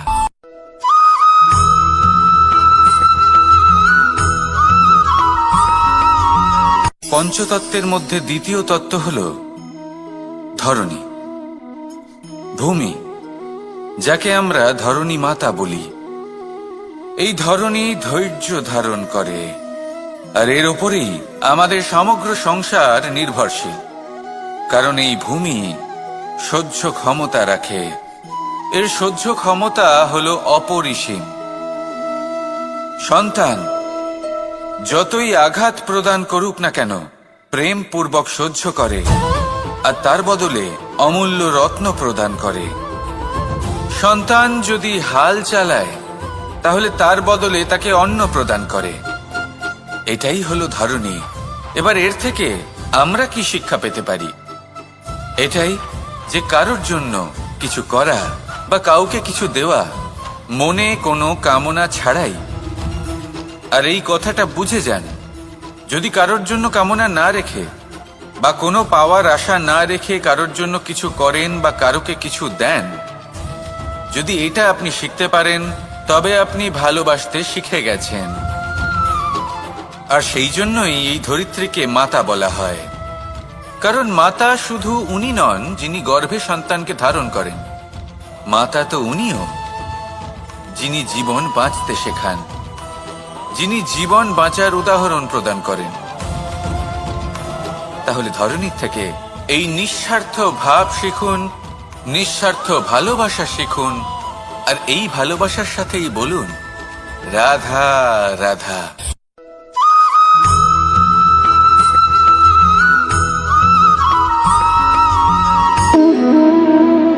সম্পর্ক হলো আমাদের জীবনের একটি আধার। কিছু সম্পর্ক এমন যা আমরা জন্মসূত্রে লাভ করি, যেমন পরিবার, মা, বাবা। কিছু সম্পর্ক আছে যা আমরা জীবনে অর্জন করে থাকি, তা সে প্রেমের হোক, স্নেহের হোক বা বন্ধুত্বের। এই সকল সম্পর্ক লাভ করার বা গড়ে তোলার 5টি ধাপ রয়েছে। প্রথম ধাপ, কোনো ব্যক্তির সাথে আলাপ হওয়া, তার সাথে কথা বলা বা তাকে দেখা। দ্বিতীয় ধাপ, সে ব্যক্তিকে আমাদের ভালো লাগা। তৃতীয় ধাপ, আমাদের এটা চাইতে শুরু করা যে জীবনে এই ব্যক্তি যেন আমাদের বন্ধু হন, আমাদের জীবনে থাকেন, বা আমাদের কাউকে ভালোবেসে ফেলা। আর এটা আমাদের ভাবা বা চাওয়া যে সেই ব্যক্তি যেন আজীবন আমার সাথে থাকেন, আমার জীবনে আমার সাথী হয়ে। চতুর্থ ধাপ, লাভ করা। এবার এই ধাপটি অনেক মানুষের পক্ষেই খুবই সরল হয়, বড়ই সরলভাবে নিজেদের সঙ্গীকে লাভ করে থাকেন। কিছু মানুষের জন্য এই ধাপ অত্যন্ত কঠিন হয়ে থাকে। অনেক প্রতিকূল পরিস্থিতির উপর জয়লাভ করে তারা সঙ্গীকে লাভ করেন, কিন্তু লাভ অবশ্যই করেন। এরপরে আসে পঞ্চম, অন্তিম এবং সব থেকে গুরুত্বপূর্ণ ধাপ। সেটা হলো সেই সম্পর্ক পালন করা। এটা হলো এমন এক বিষয় যা প্রত্যেক মানুষের শেখা উচিত। যদি ব্যক্তি নিজের জীবনে সম্পর্ক রক্ষা করতে শিখে যান, তবে প্রত্যেক সম্পর্ক তার জীবনকে স্বর্গ করে তুলবে। আসুন আর আমার সাথে ভালোবেসে বলুন, রাধা রাধা।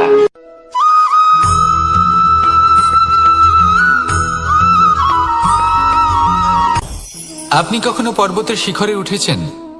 আপনি দেখতে পাবেন পর্বতের পদতলে প্রচুর সুন্দর ফুল রয়েছে, সবুজ বনানী রয়েছে। যত আপনি উপরে উঠতে থাকবেন, তত ফুল কমতে থাকবে, সবুজ বনানী কমতে থাকবে। আরো কিছুটা উপরে উঠলে কাঁটা জাতীয় গাছ দেখতে পাবেন, শুকনো গাছ দেখতে পাবেন। আরো যদি উপরে ওঠেন তাহলে পাষাণ দেখতে পাবেন।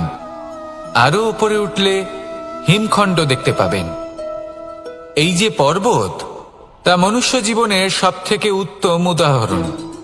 মানুষ যখন সাফল্যের শিখরে পৌঁছতে চান, মহানুভবতার শিখরে পৌঁছতে চান, পথে যত আস্তে আস্তে উপরে উঠতে থাকেন, ততই ভৌতিক বস্তু তার থেকে বিচ্ছিন্ন হতে থাকে। যদি তিনি সেই ভৌতিক বস্তুগুলি ত্যাগ না করতে পারেন, তাহলে কখনোই সেই স্থানে পৌঁছতে পারবেন না। আর মানুষ যদি উচিত ত্যাগ করতে পারেন, পথে অগ্রসর হতে থাকেন, এগোতে থাকেন, তাহলে একদিন না একদিন তিনি মহানুভবতার, জ্ঞানের, সাফল্যের হিমের স্বাদ অবশ্যই লাভ করবেন। মনে রাখবেন, মানব জীবনে ত্যাগ হলো অত্যন্ত গুরুত্বপূর্ণ অংশ। আসুন আমার সাথে ভালোবেসে বলুন, রাধা রাধা।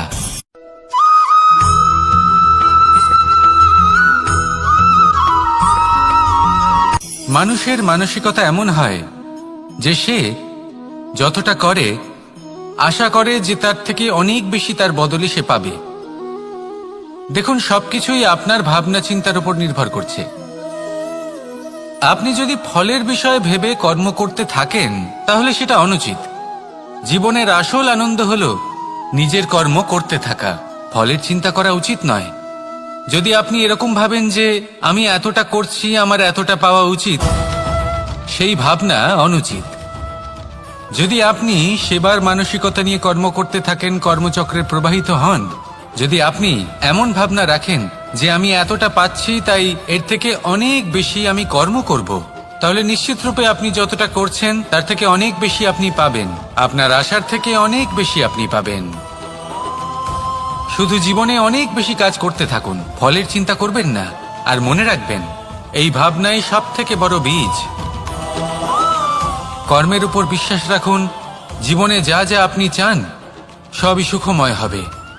আসুন আর আমার সাথে ভালোবেসে বলুন, রাধা রাধা।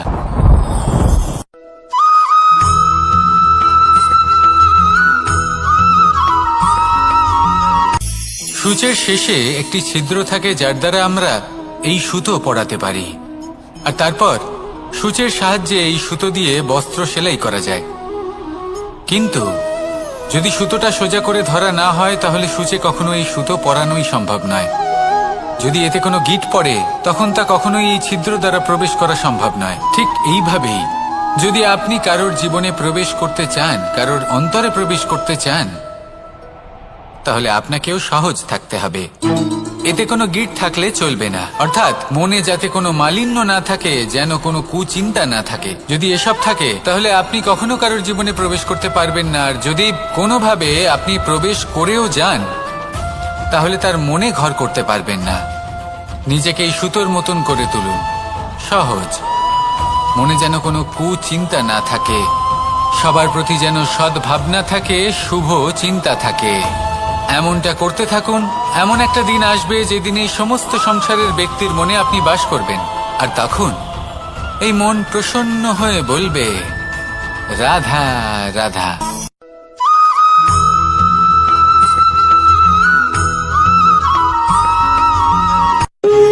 যখন মানুষের মৃত্যু হয়, তখন কি হয়? অনেক সংখ্যক মানুষ শোক পালন করতে চলে আসেন। যে ব্যক্তি মৃত্যু লাভ করেছেন, তার অনেক বস্তু থাকে যেগুলো তার প্রিয়, যেগুলো তিনি ব্যবহার করেছেন। তার শয্যা, তার বস্ত্র, তার আভূষণ, সবকিছু তার থেকে বিচ্ছিন্ন করা হয় এবং খালি হাতে তাকে শ্মশানের উদ্দেশ্যে রওনা করা হয়। আমি আপনাকে এই প্রশ্ন করতে চাই, আপনি এই সংসারে কি অর্জন করেছেন? ধন সম্পত্তি, বস্ত্র, আভূষণ, এই সবকিছু যে আপনি অর্জন করেছেন, আপনার মৃত্যুর পরে তা আপনার থেকে দূর হয়ে যাবে। এর উত্তর হলো একটাই, আপনার কর্ম। শুধু সেটাই আছে যা একান্ত আপনার, আর শুধু সেটাই এই সংসার থেকে চলে যাওয়ার পরেও সংসারেই জীবিত থাকবে। যদি আপনি দুষ্কর্ম করেন, তাহলে এই সংসার আপনাকে একটি অনুচিত উদাহরণ হিসেবে মনে রাখবে যে এই ব্যক্তি খুব পাপী ছিল, অনুচিত কর্ম করতেন। যে পথে তিনি চলেছেন সেই পথে কারোর চলা উচিত নয়। সেখানেই যদি আপনি সৎকর্ম করেন তাহলে সংসার চিরকাল এটাই বলবে যে খুব ভালো মানুষ ছিলেন, সবাইকে ভালোবাসতেন, সবাইকে সাহায্য করতেন, আমার খুব প্রিয় মানুষ ছিলেন। এটাই হলো শ্রেষ্ঠ কর্ম।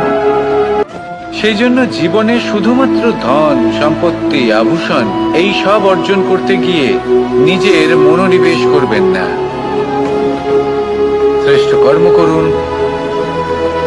সংসার থেকে চলে যাওয়ার পরেও এই কর্মই এই সংসারে আপনাকে জীবিত রাখবে। আসুন আমার সাথে ভালোবেসে বলুন, রাধা রাধা।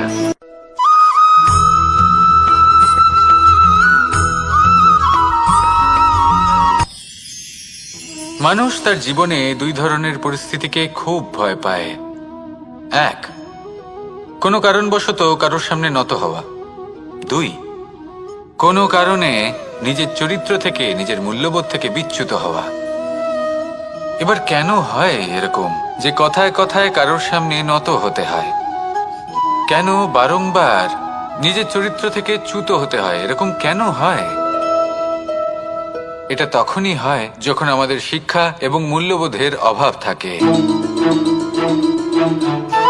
যদি মানুষের মধ্যে প্রকৃত শিক্ষা থাকে তাহলে এই সংসারে কোনো সময় এবং কারোর সামনেই নত হওয়ার কোনো প্রয়োজন নেই। যদি মানুষের মধ্যে মূল্যবোধ থাকে তাহলে তাকে নিজের মূল্যবোধ বা চরিত্র থেকে বিচ্যুত হতে হয় না, তা সে যাই হয়ে যাক না কেন। কোনো বালককে যদি জন্ম থেকেই সুশিক্ষার অধিকারী করা হয়, শিক্ষিত করা হয়, মূল্যবোধের অধিকারী করা হয়, তবে সে এই সংসারে এমন কর্ম করবে যাতে সে নিজেকে, নিজের পরিবারকে, সমগ্র সমাজকে গর্বিত করতে পারে। শিক্ষা লাভ করুন, মূল্যবোধ লাভ করুন এবং আমার সাথে ভালোবেসে বলুন, রাধা রাধা।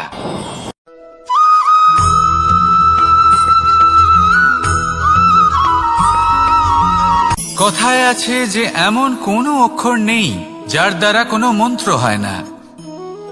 এমন কোনো বনস্পতি নেই যা নিজেই একটা ঔষধি নয়। পৃথিবীর এমন কোনো ব্যক্তি নেই যার মধ্যে কোনো যোগ্যতা থাকে না। শুধু প্রয়োজন হলো যে ব্যক্তিকে আমরা খুঁজে চলেছি তাকে সঠিকভাবে চিনে নেওয়া। যদি তার যোগ্যতা, তার বিশেষত্ব আমরা বুঝতেই না পারি তাহলে আর লাভ কি রইল? এই সংসারে এমন অনেক ব্যক্তি রয়েছেন যারা ছোট ছোট অসফলতার কারণে আপনাকে এটা বলে দেবে যে আপনি কোনো কাজের নন, আপনি হলেন মূর্খ, আপনি কিছুই করতে পারবেন না। এইসব কথায় কখনোই বিশ্বাস করবেন না, কারণ আপনি এবং প্রত্যেকটি জীব এই পরমাত্মা এবং এই প্রকৃতির সৃষ্টি, যা অত্যন্ত বিশেষ। যদি আপনাকে উদাহরণ দিই তাহলে একদিকে আছে তরোয়াল, একটা বড় লম্বা তরোয়াল যার দ্বারা যুদ্ধ করা যায়, জয়লাভ করা যায়। আর অন্যদিকে রয়েছে একটা ছোট্ট সূচ, কিন্তু যে কাজ একটা ছোট্ট সূচ করতে পারে তা একটা তরোয়াল দ্বারা সম্ভব নয়। এর অর্থ হলো এটাই যে প্রত্যেকটা রচনা অত্যন্ত অমূল্য এবং অত্যন্ত বিশেষ হয়। তাহলে বিশ্বাস রাখুন যে আপনি অত্যন্ত বিশেষ একজন, আর প্রেমের সাথে বলুন, রাধা রাধা।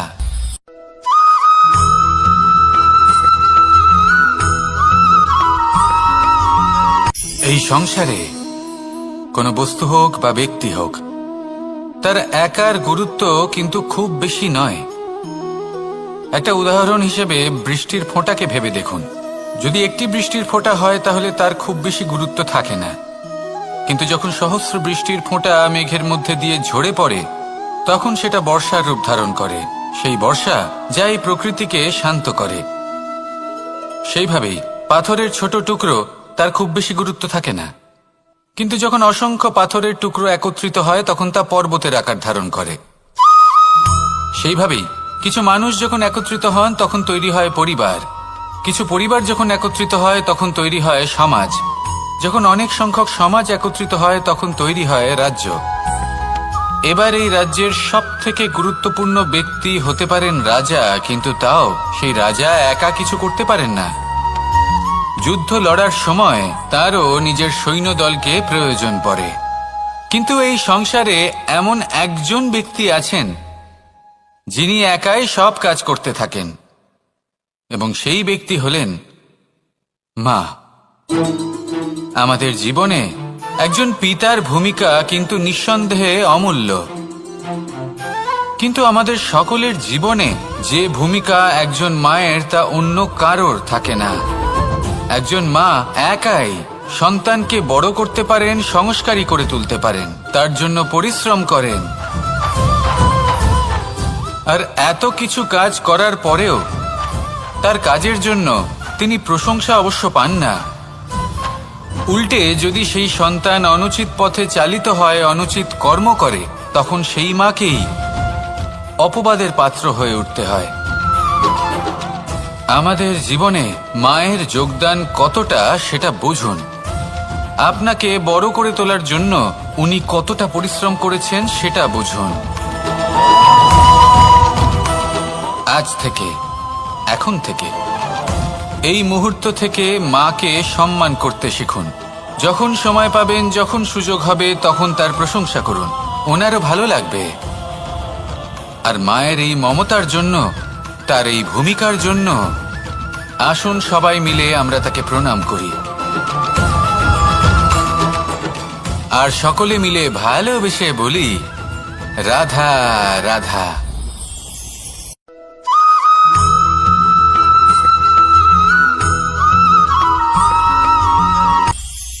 এটা হলো ধান গাছ। এর থেকে যে চাল উৎপন্ন হয় তা মানুষ গ্রহণ করেন। আর এটা কি? এ হলো জংলি ঘাস। একবার ভেবে দেখুন, যদি এই জংলি ঘাস ধান গাছের আশেপাশে থাকে তাহলে কি হবে? ধান উৎপন্ন হতে পারবে? তা উৎকৃষ্ট হতে পারবে? আমরা কি তা গ্রহণ করতে পারবো? কখনোই নয়। এই জংলি ঘাস ধানকে নষ্ট করে দেবে, কিন্তু নিজে জীবিত থাকবে। এটাই হলো আজকের শিক্ষা। এই সংসারে যদি আপনি নীতির পথে চলতে চান, উচিত কর্ম করতে চান, সংসারকে সেবা করতে চান, তাহলে জংলি ঘাসের মতো ব্যক্তিদের থেকে সবসময় দূরে থাকতে হবে। সেই ব্যক্তি যারা দুর্নীতি এবং মিথ্যা দ্বারা পরিপূর্ণ, যাদের ব্যবহার অশুভ, যাদের অনেক অশুভ গুণ রয়েছে, তারা সঠিক নয়। সেই সকল ব্যক্তি যাদের চরিত্র অত্যন্ত দুষ্ট হয়, তারা হয় শুভ চরিত্রের ব্যক্তিকে একদম নষ্ট করে দেয়, নয় নিজের মতো বানিয়ে তোলে। তাই যদি আপনি নীতির পথে চলতে চান, এই সংসারের জন্য শুভ কর্ম করতে চান, তাহলে সেই সঙ্গ লাভ করুন যে সঙ্গ জ্ঞানে পরিপূর্ণ, যাদের মধ্যে অনেক গুণ আছে, যাদের থেকে প্রতিদিন কিছু শিখতে পারবেন। এমন ব্যক্তির সাথে জীবন অতিবাহিত করুন।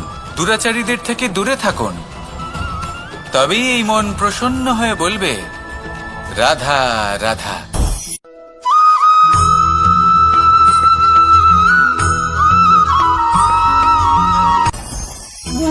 ভোজন। এবার ভোজন সংগ্রহ করার জন্য মানুষ কি না করেন, সব সময় চেষ্টা করতে থাকেন। ফসল উৎপাদনের জন্য অনেক পরিশ্রম করতে থাকেন, কিন্তু অনেক সময় অনেক পরিশ্রম করার পরেও ফসল ভালো উৎপাদন হয় না। এর কারণ কি?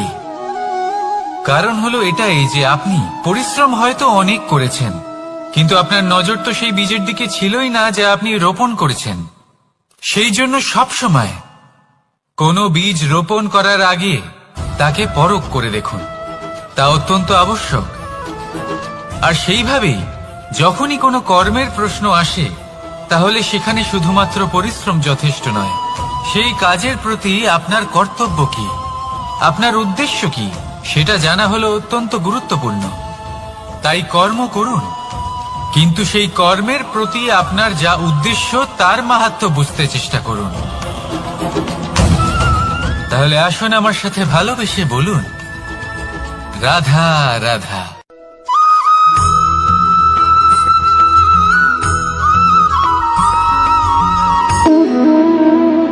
সম্পর্ক হলো আমাদের জীবনের একটি আধার। কিছু সম্পর্ক এমন যা আমরা জন্মসূত্রে লাভ করি, যেমন পরিবার, মা, বাবা। কিছু সম্পর্ক আছে যা আমরা জীবনে অর্জন করে থাকি। সে প্রেমের হোক, স্নেহের হোক বা বন্ধুত্বের। এই সকল সম্পর্ক লাভ করার বা গড়ে তোলার 5টি ধাপ রয়েছে। প্রথম ধাপ, কোনো ব্যক্তির সাথে আলাপ হওয়া, তার সাথে কথা বলা বা তাকে দেখা। দ্বিতীয় ধাপ, সে ব্যক্তিকে আমাদের ভালো লাগা। তৃতীয় ধাপ, আমাদের এটা চাইতে শুরু করা যে জীবনে এই ব্যক্তি যেন আমাদের বন্ধু হন, আমাদের জীবনে থাকেন, বা আমাদের কাউকে ভালোবেসে ফেলা। আর এটা আমাদের ভাবা বা চাওয়া যে সেই ব্যক্তি যেন আজীবন আমার সাথে থাকেন, আমার জীবনে আমার সাথী হয়ে। চতুর্থ ধাপ, লাভ করা। এবার এই ধাপটি অনেক মানুষের পক্ষেই খুবই সরল হয়, বড়ই সরল ভাবে নিজেদের সঙ্গীকে লাভ করে থাকে। কিছু মানুষের জন্য এই ধাপ অত্যন্ত কঠিন হয়ে থাকে। অনেক প্রতিকূল পরিস্থিতির উপর জয়লাভ করে তারা সঙ্গীকে লাভ করেন, কিন্তু লাভ অবশ্যই করেন। এরপরে আসে পঞ্চম, অন্তিম এবং সব থেকে গুরুত্বপূর্ণ ধাপ। সেটা হলো সেই সম্পর্ক পালন করা। এটা হলো এমন এক বিষয় যা প্রত্যেক মানুষের শেখা উচিত। যদি ব্যক্তি নিজের জীবনে সম্পর্ক রক্ষা করতে শিখে যান, তবে প্রত্যেক সম্পর্ক তার জীবনকে স্বর্গ করে তুলবে। আসুন আর আমার সাথে ভালোবেসে বলুন, রাধা রাধা।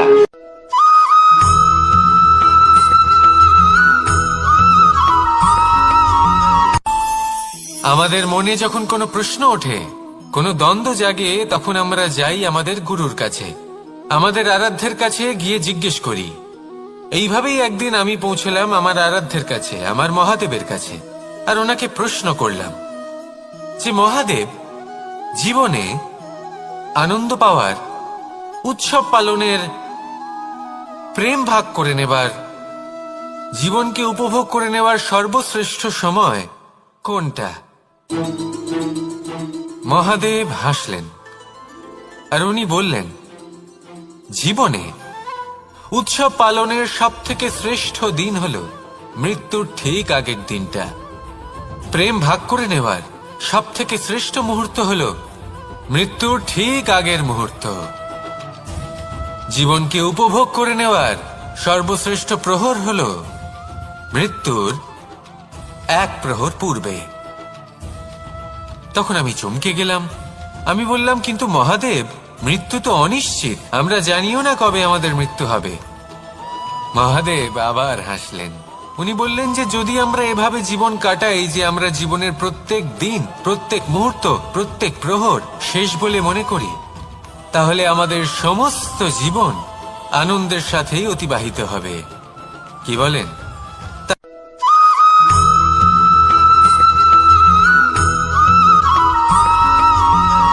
এই সংসারে কোনো বস্তু হোক বা ব্যক্তি হোক, তার একার গুরুত্ব কিন্তু খুব বেশি নয়। একটা উদাহরণ হিসেবে বৃষ্টির ফোঁটাকে ভেবে দেখুন।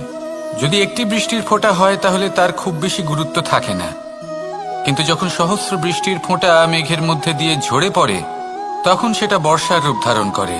সেই বর্ষা যা এই প্রকৃতিকে শান্ত করে। সেইভাবেই পাথরের ছোট টুকরো, তার খুব বেশি গুরুত্ব থাকে না, কিন্তু যখন অসংখ্য পাথরের টুকরো একত্রিত হয় তখন তা পর্বতের আকার ধারণ করে।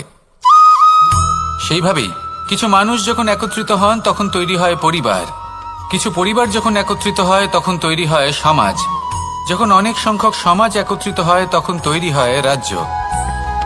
এবার এই রাজ্যের সব থেকে গুরুত্বপূর্ণ ব্যক্তি হতে পারেন রাজা, কিন্তু তাও সেই রাজা একা কিছু করতে পারেন না। যুদ্ধ লড়ার সময় তারও নিজের সৈন্যদলকে প্রয়োজন পড়ে।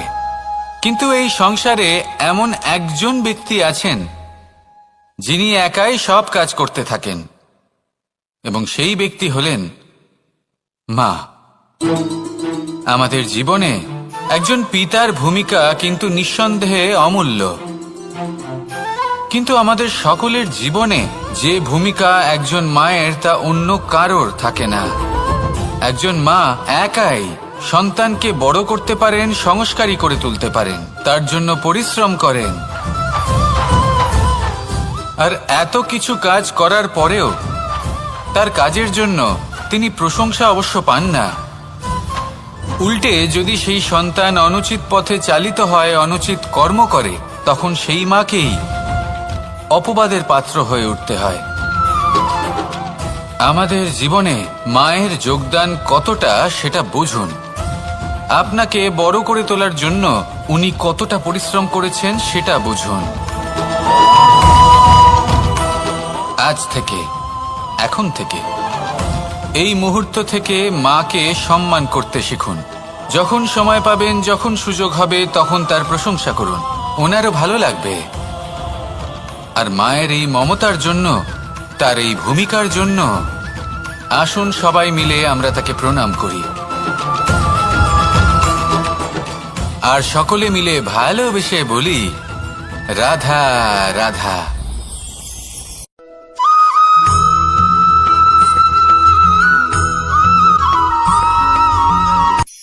এই সংসারে সাফল্য লাভ করার জন্য জ্ঞানের প্রয়োজন হয়, পরিশ্রমের প্রয়োজন হয়, দৃঢ় নিষ্ঠার প্রয়োজন হয়, নিরন্তর চেষ্টা করা প্রয়োজনীয়। কিন্তু আরো কিছু আছে যা অত্যন্ত প্রয়োজনীয় এবং গুরুত্বপূর্ণ। তা হলো ভালো বন্ধু। তাদের থাকা অত্যন্ত প্রয়োজনীয়। যদি ভালো বন্ধু থাকে, তাহলে সময় এলে তারা ঢাল হয়ে আপনাকে সুরক্ষা করবেন। সময় এলে অস্ত্রের মতো শত্রুকে সংহারও করবেন। যদি তিনি জ্ঞানী হন, তাদের মধ্যে সদ্গুণ থাকে, তাহলে এই সব গুণ আপনার মধ্যেও প্রবেশ করবে। তাহলে সাফল্যের জন্য ভালো বন্ধু পাওয়া অত্যন্ত প্রয়োজনীয়। কিন্তু শুধু বন্ধু কেন, ভালো শত্রুও থাকা প্রয়োজনীয়। এবার আপনি ভাববেন, এ আমি কি বললাম? যদি আপনার জীবনেও ভালো অর্থাৎ শক্তিশালী শত্রু থাকে, তাহলে আপনিও শক্তিশালী হতে থাকবেন। এই শত্রু আপনাকে প্রেরিত করবে আরো বেশি শক্তিশালী হয়ে ওঠার। কখনো কোনো হরিণকে দেখুন, তীব্র গতিতে দৌড়তে থাকে। কেন তীব্র গতিতে দৌড়য়? এই কারণে নয় যে কোথাও তার জন্য মধুর ঘাস অপেক্ষা করে রয়েছে, না। সে এই কারণে তীব্র গতিতে দৌড়য় কারণ সেটা না করলে তার পেছনে একটি সিংহ আছে যে ওকে নিজের ভোজন করে ফেলবে। তাই জীবনে বিপদ, সংকট, এই সবকিছুও হলো অত্যন্ত গুরুত্বপূর্ণ। তার সম্মুখীন হতে শিখুন, আর আমার সাথে ভালোবেসে বলুন, রাধা রাধা।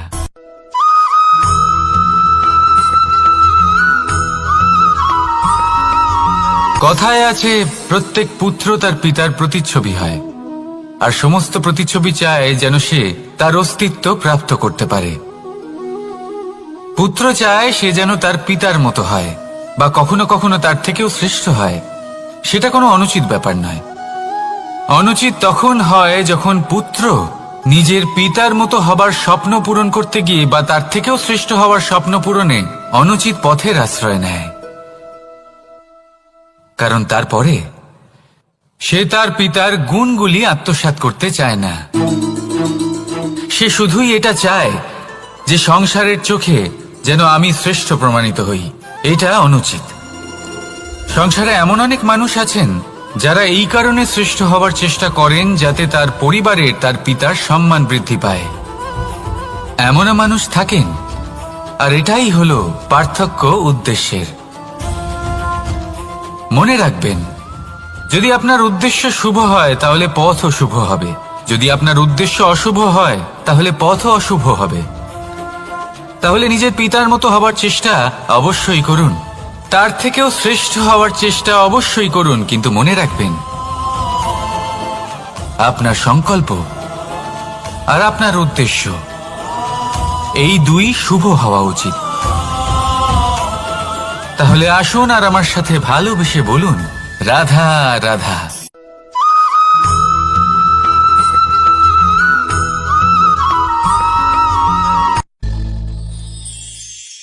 শিশিরের বিন্দু পাতার ওপর পড়ে আর তার গায়ে লেগে থাকে। পাতা তাকে শুষে নিতে পারে না, আর শেষ পর্যন্ত সে ঝরে পড়ে যায়। অন্যদিকে রয়েছে মেঘ এবং চাতক। এদের মধ্যে অনেক দূরত্ব থাকে। মেঘ থাকে আকাশে আর চাতক থাকে ধরিত্রীতে। কিন্তু যখন এই মেঘ থেকে বৃষ্টি ঝরে পড়ে, এই চাতক কিন্তু সেই জলই পান করে, নয়তো সে তৃষ্ণার্ত থেকে যায়। এবার অন্যদিকে দেখলাম শিশির বিন্দু আর পাতার এই সম্পর্ক। এরা খুব কাছাকাছি থাকে, ঘনিষ্ঠও থাকে। অন্যদিকে রয়েছে মেঘ এবং চাতকের সম্পর্ক, যাদের মধ্যে অনেক দূরত্ব থাকা সত্ত্বেও তারা খুব ঘনিষ্ঠ, তাই না? এই সারমর্ম খুব সরল। এই নৈকট্য, এই দূরত্ব, তা আপনার সম্পর্কে প্রভাব কিছুতেই ফেলতে পারে না। এই নৈকট্য, এই দূরত্ব, এইসব হলো শুধুমাত্র মনের ব্যাপার। কখনো আপনি অনুভব করেছেন আপনি কারোর থেকে অনেক অনেক দূরে আছেন, অনেক দূরে আছেন, তাও সেই ব্যক্তির প্রতি আপনি টান অনুভব করেন? সেখানে আপনি কারোর সাথে প্রত্যেক দিন অতিবাহিত করেন, সমস্ত জীবন অতিবাহিত করেন, সব থেকে বেশি সময় তার সাথে অতিবাহিত করেন, তাও তার প্রতি সেই টান অনুভব করেন না। এই সংকেত হলো মনের দূরত্বের। তাহলে মনের এই দূরত্ব দূর করুন আর আমার সাথে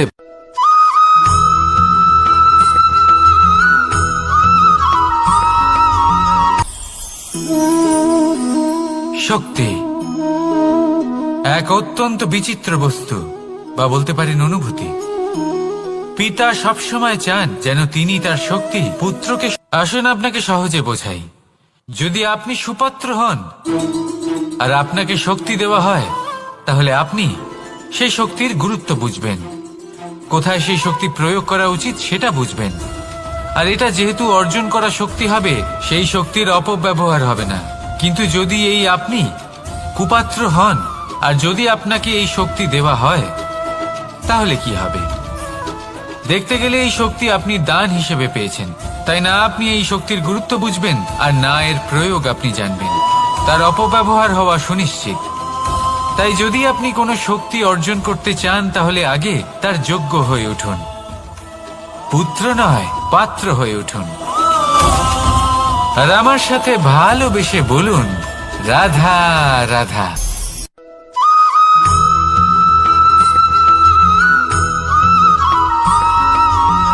ভালো। শুধু ওনাদের কঠোর ব্যবহার দেখলে আমরা একটু ভয় পেয়ে যাই। এবার ওনাদের এই কঠোর ব্যবহার আমাদের ভালো না লাগলেও অত্যন্ত আবশ্যক, কারণ মাতার থেকে আমরা যে শক্তি লাভ করি তা যেন নিয়ন্ত্রণ হারিয়ে বিধ্বংসী না হয়ে ওঠে। আমরা যেন কোনো কুপথে না চলে যাই, আমরা কখনো যেন দোষ না করে ফেলি। শুধু সেই জন্য পিতা এবং গুরু একটু কঠোর হয়ে ওঠেন, এবং ওনাদের এই কঠোর আচরণ ভবিষ্যতে গিয়ে আমরা অবশ্যই বুঝতে পারি। জীবনে কিছু বছর আমরা এগিয়ে যাই আর তারপর আমরা বুঝতে পারি যে বাবা এবং গুরু আমাদের যথেষ্ট ভালোবাসতেন, কিন্তু ওনাদের ভালোবাসার বহিঃপ্রকাশ আলাদা। প্রয়োজনীয় হলো এটা দেখার, এটা বোঝার যে শুরু থেকে আমাদের প্রতি ওনাদের আচরণ কেমন ছিল। ওনাদের কঠোর হওয়ার পেছনে ওনাদের ভালোবাসাটা বোঝার চেষ্টা করুন, ওনাদের চিন্তাটা বোঝার চেষ্টা করুন, ওনাদের পথপ্রদর্শনের আড়ালে আপনার ভবিষ্যতের জন্য যে পরিকল্পনা ওনারা করেছেন সেটা বোঝার চেষ্টা করুন। তখন আপনারা বুঝতে পারবেন ওনাদের ভালোবাসাকে। আপনার মনের মধ্যে আপনা থেকেই ওনাদের প্রতি সম্মান জেগে উঠবে। নিজের পিতা এবং নিজের গুরু এই দুজনের প্রতি কৃতজ্ঞতা প্রকাশ করুন আর আমার সাথে ভালোবেসে বলুন, রাধা রাধা।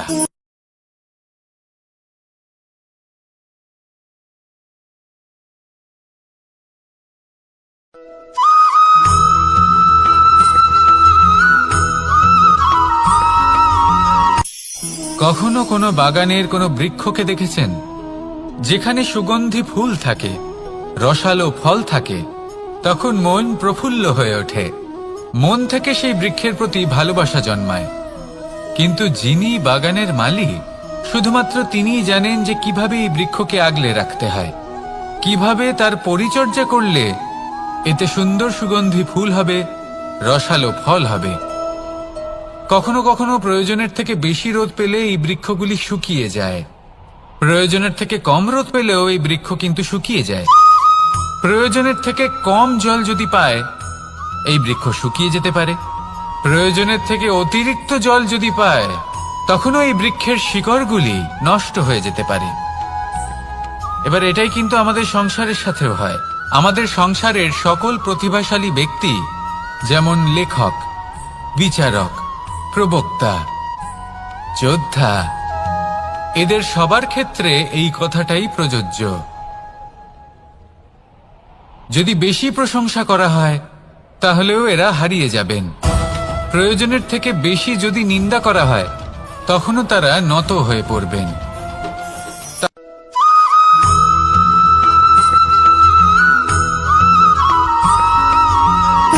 সুখ, দুঃখ এবং শক্তি, এই তিন হলো এই সংসারের ত্রিদেবের মতো।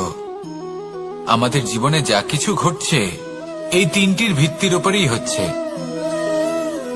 আসলে এই সংসারের একটা নিয়ম আছে, যখনই আপনি কিছু লাভ করেন এই সংসার আপনার পরীক্ষা নেয়।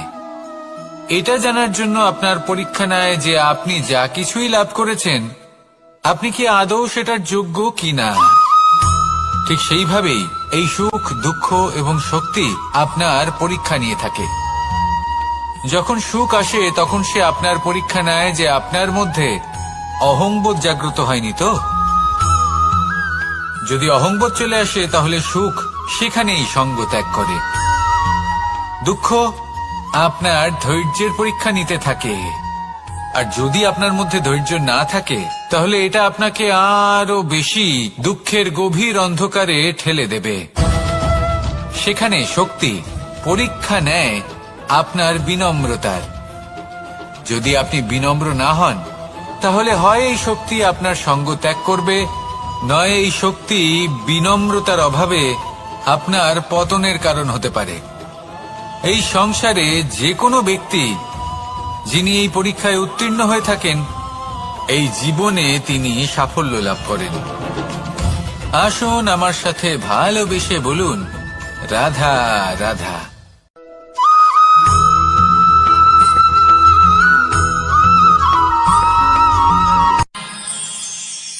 আমরা সবাই সূর্যকে সম্মান কেন করি? কারণ আমরা জানি যে সন্ধেবেলা যখন সূর্যাস্ত হবে তখন শুধুমাত্র অন্ধকার বাকি থাকবে। ঠিক কিছুটা এরকমই হয় আমাদের মাতা পিতাও, যিনি আমাদের জন্ম দেন, আমাদের ভরণ পোষণ করেন, আমাদের বড় করেন, আমাদের প্রেম প্রদান করেন। কখনো কখনো তাদের মুখ থেকে কটু কথা নিঃসৃত হয়, আমাদের দুঃখ হয়, কিন্তু তখন আমাদের এটা বোঝা উচিত এগুলি নিঃসৃত হচ্ছে আমাদেরই মঙ্গলের জন্য। যেমন সূর্যদেব, উনিও উত্তাপ দিয়ে থাকেন আমাদেরই মঙ্গলের জন্য, যাতে ফসল পাকতে পারে, যাতে জল বাষ্প হয়ে মেঘ হতে পারে, বৃষ্টি হতে পারে, আর এই সংসারে নিরন্তর জলের প্রবাহ থাকে। আমাদের মাতা পিতা, তাদের কঠোর আচরণ, তাদের কঠোর অনুশাসনের পেছনে লুকিয়ে থাকে ওনাদের ভালোবাসা। আমাদের তা বুঝতে হবে, সসম্মানে ওনাদের গ্রহণ করতে হবে। কারণ ঠিক সূর্যাস্তের পরে যেমন চতুর্দিক অন্ধকারচ্ছন্ন হয়ে যায়, তেমনি আমাদের জীবন থেকে যখন আমাদের মাতা পিতা চলে যায় তখন আমাদের জীবনেও শুধু এবং শুধুমাত্র অন্ধকারই ছেয়ে থাকে। সেই জন্য নিজের মাতা পিতাকে সম্মান করুন, ওনাদের ভালোবাসা প্রদান করুন।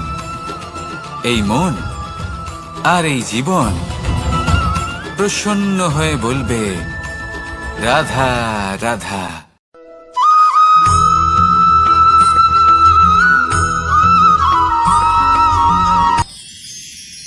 মানুষ তার জীবনে দুই ধরনের পরিস্থিতিকে খুব ভয় পায়।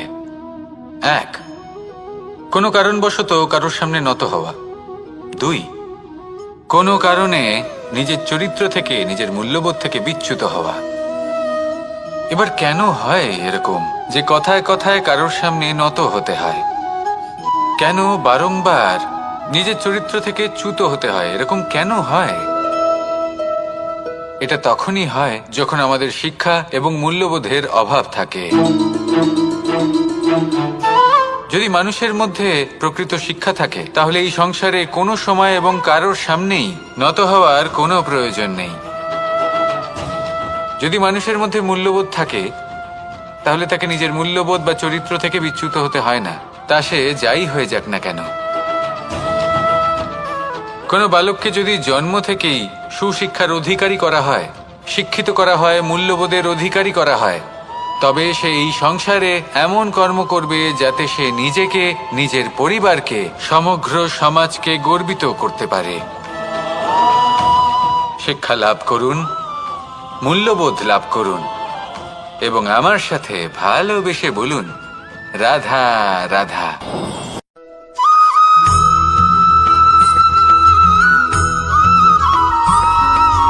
কথায় আছে, প্রত্যেক পুত্র তার পিতার প্রতিচ্ছবি হয়, আর সমস্ত প্রতিচ্ছবি চায় যেন সে তার অস্তিত্ব প্রাপ্ত করতে পারে। পুত্র চায় সে যেন তার পিতার মতো হয়, বা কখনো কখনো তার থেকেও শ্রেষ্ঠ হয়। সেটা কোনো অনুচিত ব্যাপার নয়। অনুচিত তখন হয় যখন পুত্র নিজের পিতার মতো হবার স্বপ্ন পূরণ করতে গিয়ে বা তার থেকেও শ্রেষ্ঠ হওয়ার স্বপ্ন পূরণে অনুচিত পথের আশ্রয় নেয়। কারণ তারপরে সে তার পিতার গুণগুলি আত্মসাৎ করতে চায় না। সে শুধুই এটা চায় যে সংসারের চোখে যেন আমি শ্রেষ্ঠ প্রমাণিত হই। এটা অনুচিত। সংসারে এমন অনেক মানুষ আছেন যারা এই কারণে শ্রেষ্ঠ হবার চেষ্টা করেন যাতে তার পরিবারের তার পিতার সম্মান বৃদ্ধি পায়। এমনও মানুষ থাকেন, আর এটাই হলো পার্থক্য উদ্দেশ্যের। মনে রাখবেন, যদি আপনার উদ্দেশ্য শুভ হয় তাহলে পথও শুভ হবে, যদি আপনার উদ্দেশ্য অশুভ হয় তাহলে পথও অশুভ হবে। তাহলে নিজের পিতার মতো হবার চেষ্টা অবশ্যই করুন, তার থেকেও শ্রেষ্ঠ হওয়ার চেষ্টা অবশ্যই করুন, কিন্তু মনে রাখবেন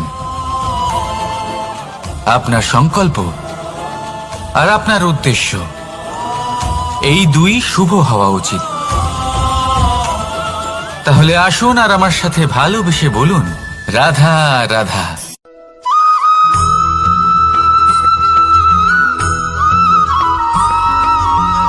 এই সংসারের সব থেকে গুরুত্বপূর্ণ তত্ত্ব কোনটা? প্রথম হলো সময়। জন্ম থেকে মৃত্যু পর্যন্ত এই যে সময়, এটাই তো হলো জীবন। দ্বিতীয় হলো জীবন, যাতে আমরা সময়ের সদ্ব্যবহার করি, শ্রেষ্ঠ থেকে শ্রেষ্ঠতর কাজ করার চেষ্টা করি। বহু বছরের এই পরম্পরা, এই সংস্কৃতিকে এগিয়ে নিয়ে যাওয়ার চেষ্টা করি। এই সংসারে আমরা অংশগ্রহণ করতে চেষ্টা করি। তৃতীয় হলো ধন, সেই ধন যা প্রত্যেক ব্যক্তি অর্জন করতে চেষ্টা করেন। এবার এই তিনটি তত্ত্বের মধ্যে একটা সামঞ্জস্য আছে, সমান ব্যাপার আছে। সে ধনই হোক বা সময় হোক বা হোক জীবন। আর সেই সমান ব্যাপার হলো যে যদি আপনি এটা গণনা করতে থাকেন তাহলে তা কমতে থাকে, যদি আপনি এটা ব্যবহার করেন তাহলে তা বাড়তে থাকে। একে সংগঠিত করে রাখতে চেষ্টা করলে এ হাত থেকে ফসকে যায়, কিন্তু যদি আপনি একে সামলে রাখতে শিখে যান তাহলে এমন কাজ করবেন যাতে সংসারের সাথে সাথে পরবর্তী প্রজন্ম লাভবান হবে। যদি কিছু শিখতে চান তাহলে সামলাতে শিখুন, গণনা করা বা সংগঠিত করা নয়। আসুন আর আমার সাথে ভালোবেসে বলুন, রাধা রাধা।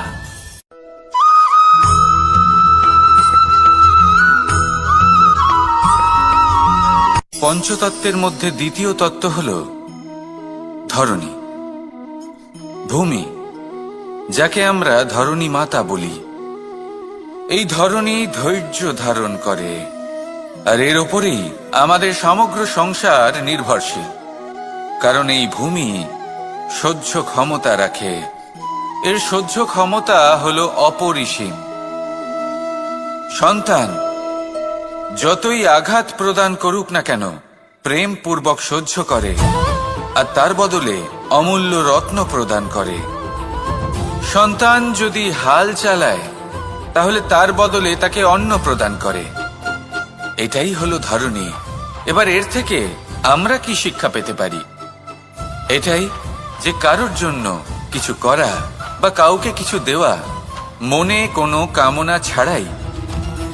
আর এই কথাটা বুঝে যান, যদি কারোর জন্য কামনা না রেখে বা কোনো পাওয়ার আশা না রেখে কারোর জন্য কিছু করেন বা কারোকে কিছু দেন, যদি এটা আপনি শিখতে পারেন তবে আপনি ভালোবাসতে শিখে গেছেন। আর সেই জন্যই এই ধরিত্রীকে মাতা বলা হয়। কারণ মাতা শুধু উনি নন যিনি গর্ভে সন্তানকে ধারণ করেন, মাতা তো উনিও যিনি জীবন বাঁচতে শেখান, যিনি জীবন বাঁচার উদাহরণ প্রদান করেন।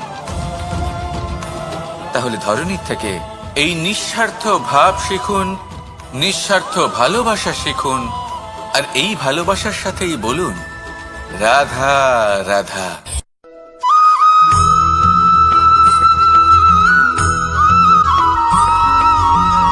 এই সংসারে কোনো বস্তু হোক বা ব্যক্তি হোক, তার একার গুরুত্ব কিন্তু খুব বেশি নয়।